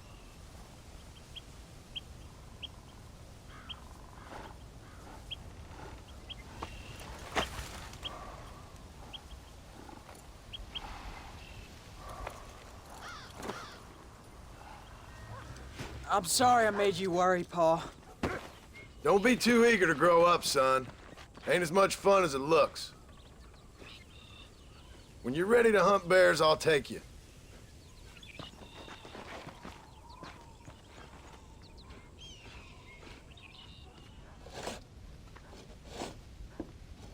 Hey, Jack. Hey, Paul. Need a hand with that? No, sir, I got it. Looks like you have. You know, you're real good with them tools. Thank you, Pa. You'll make this land real nice one day. Me and your mother will do our part. By the time your turn comes, hell, this could be the nicest farm in the county. Maybe, Pa.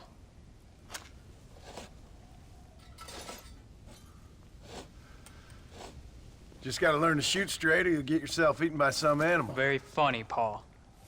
Thank you, son.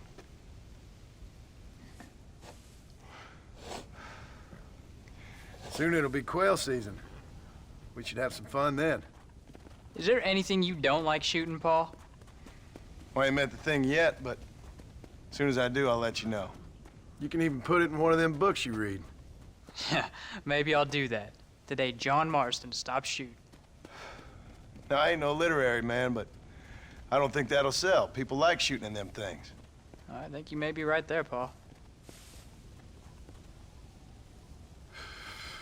So, you ever hear talk about them machines that can make a man fly? Well, sure, Pa. Everybody knows about that. You know they're gonna be bringing one of those machines around the country next year for a demonstration? One of them machines can turn men into angels. One of them machines can turn men into angels. John, come here. John, come here, quick. Take a look at that. Jack, go into the house, lock all the doors. Whatever happens, don't come outside. You hear me? Whatever happens. Okay. Come here, son. Whatever happens, keep the doors locked and your mother inside. Promise me, son. Promise me. Who is it, Pa? It's just some old friends. Me and Uncle take care of it. Now you go inside and you keep the doors and the windows locked. I hear you. Then run! Yeah, run, boy. Well, old man, looks like things is about to get settled once and for all. So it seems.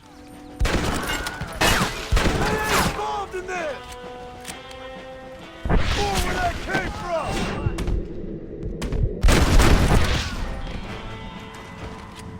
Go check on your family, boy. What are we gonna do now? What's wrong? What's happened? Stay inside, you hear? Like I said, there'll be more coming.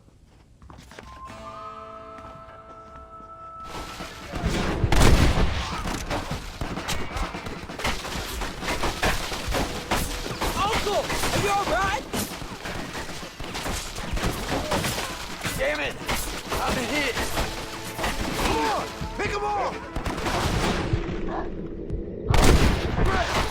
Now what next? Watch your head! Hang in there, Uncle! I'm gonna get you out of here safe! Ain't time, John. I ain't gonna make it off this porch anyhow. You take Jack and Abigail. Take them and... Don't worry about me. Let's get him out of here. No! Uncle, please! Oh my God! They killed him! Come on, son! Ain't nothing we can do for him now!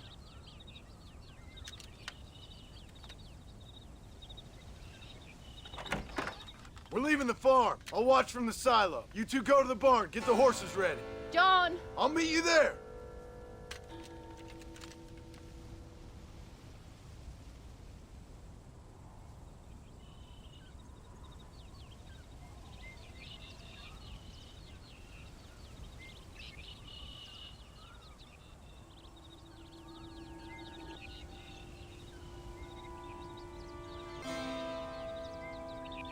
We're gonna head for the barn!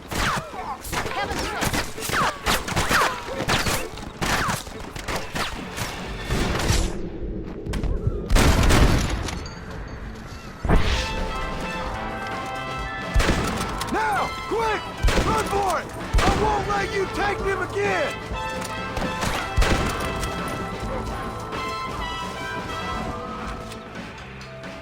Hey, come on. Now listen, Jack, darling, get on this horse. Get out of here. Go find a place to hide. You're coming with us, Pa. I'll catch up. You keep riding and don't look back. And don't be worried about me, you hear? Now get going. You stay out of trouble, John. Ain't no trouble, Abigail. Ain't no trouble. I love you. I love you. Now go! Get!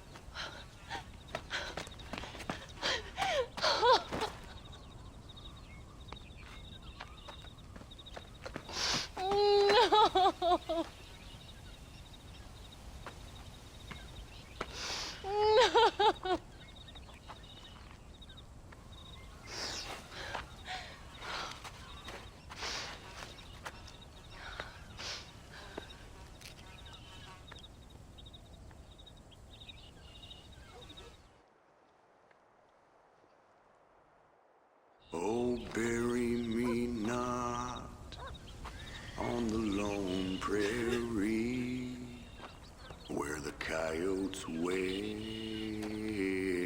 and the wind blows free. And when I die, don't bury me 'neath the western sky on the lone prairie.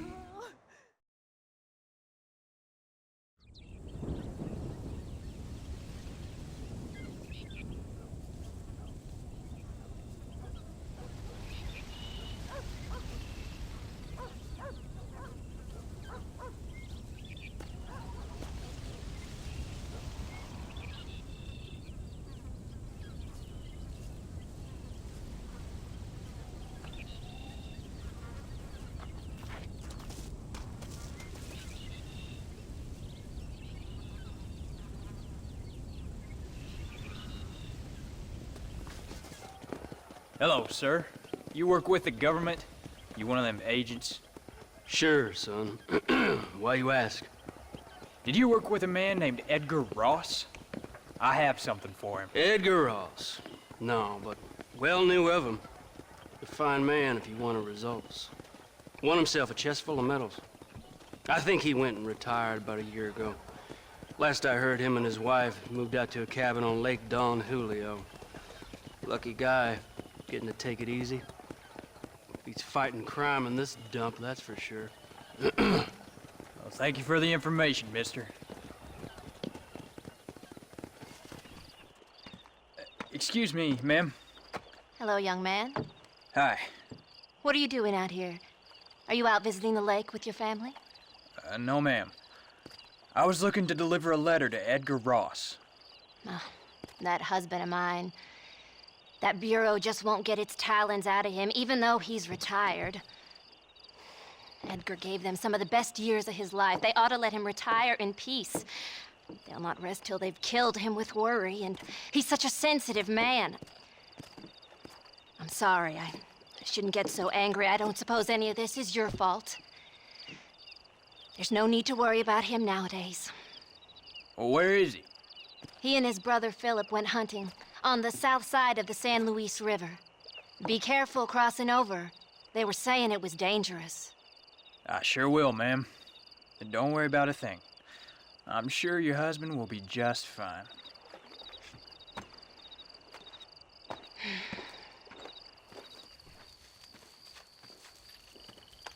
Hey there, mister. How's the hunting? Oh, pretty good, son. Got me a few rabbits, coyote, elk. Still looking for some trophies for the parlor. I've got a letter here for Edgar Ross. You know him? I heard he was down in these parts from his wife. Of course I know him. He's my brother. Gone down river, duck hunt. Must be a pretty important letter to have come all this way. Oh, yes, sir. Real important. I'll be on my way home as soon as I deliver this message. You best be off then. Just don't get on his bad side. He's got a filthy temper. Excuse me. You Edgar Ross? Do I know you? Forgive me for startling you, sir. I have a message for you. My name is Jack Marston. You knew my father. I see. I remember your father. I've come for you, Ross. And you, boy, have sure shit found me. You killed my father. Your father killed himself with the life he lived. You killed him. I saw you. You keep saying that. You sent him to do your dirty work. Then you shot him like a dog. And I'll shoot you like one too, you little piece of trash. Now get out of here before I kill you as well. I ain't going nowhere, old man.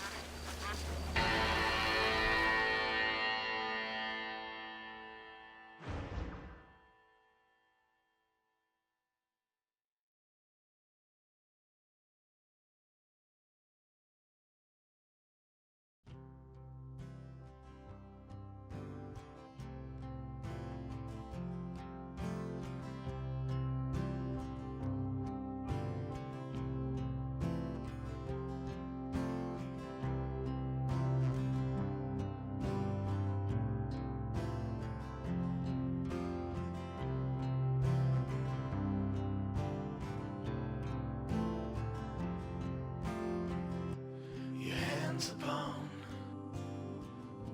a dead man's gun, and you're looking down the sights. Your heart is worn, and the seams are torn, and they've given you a reason to fight. And you're not gonna take what they've got to give, and you're not gonna let them take your will to live, because they've taken enough, and you've given them all you can give, and won't save them tonight. They're giving you a reason to fight. And all the storms you've been chasing about to rain down tonight. And all the pain you've been facing about to come into the light. Your hands upon a dead man's gun and you're looking down the sights. Your heart is worn and the seams are torn, and they've given you a reason to fight. And you're not gonna take what they've got to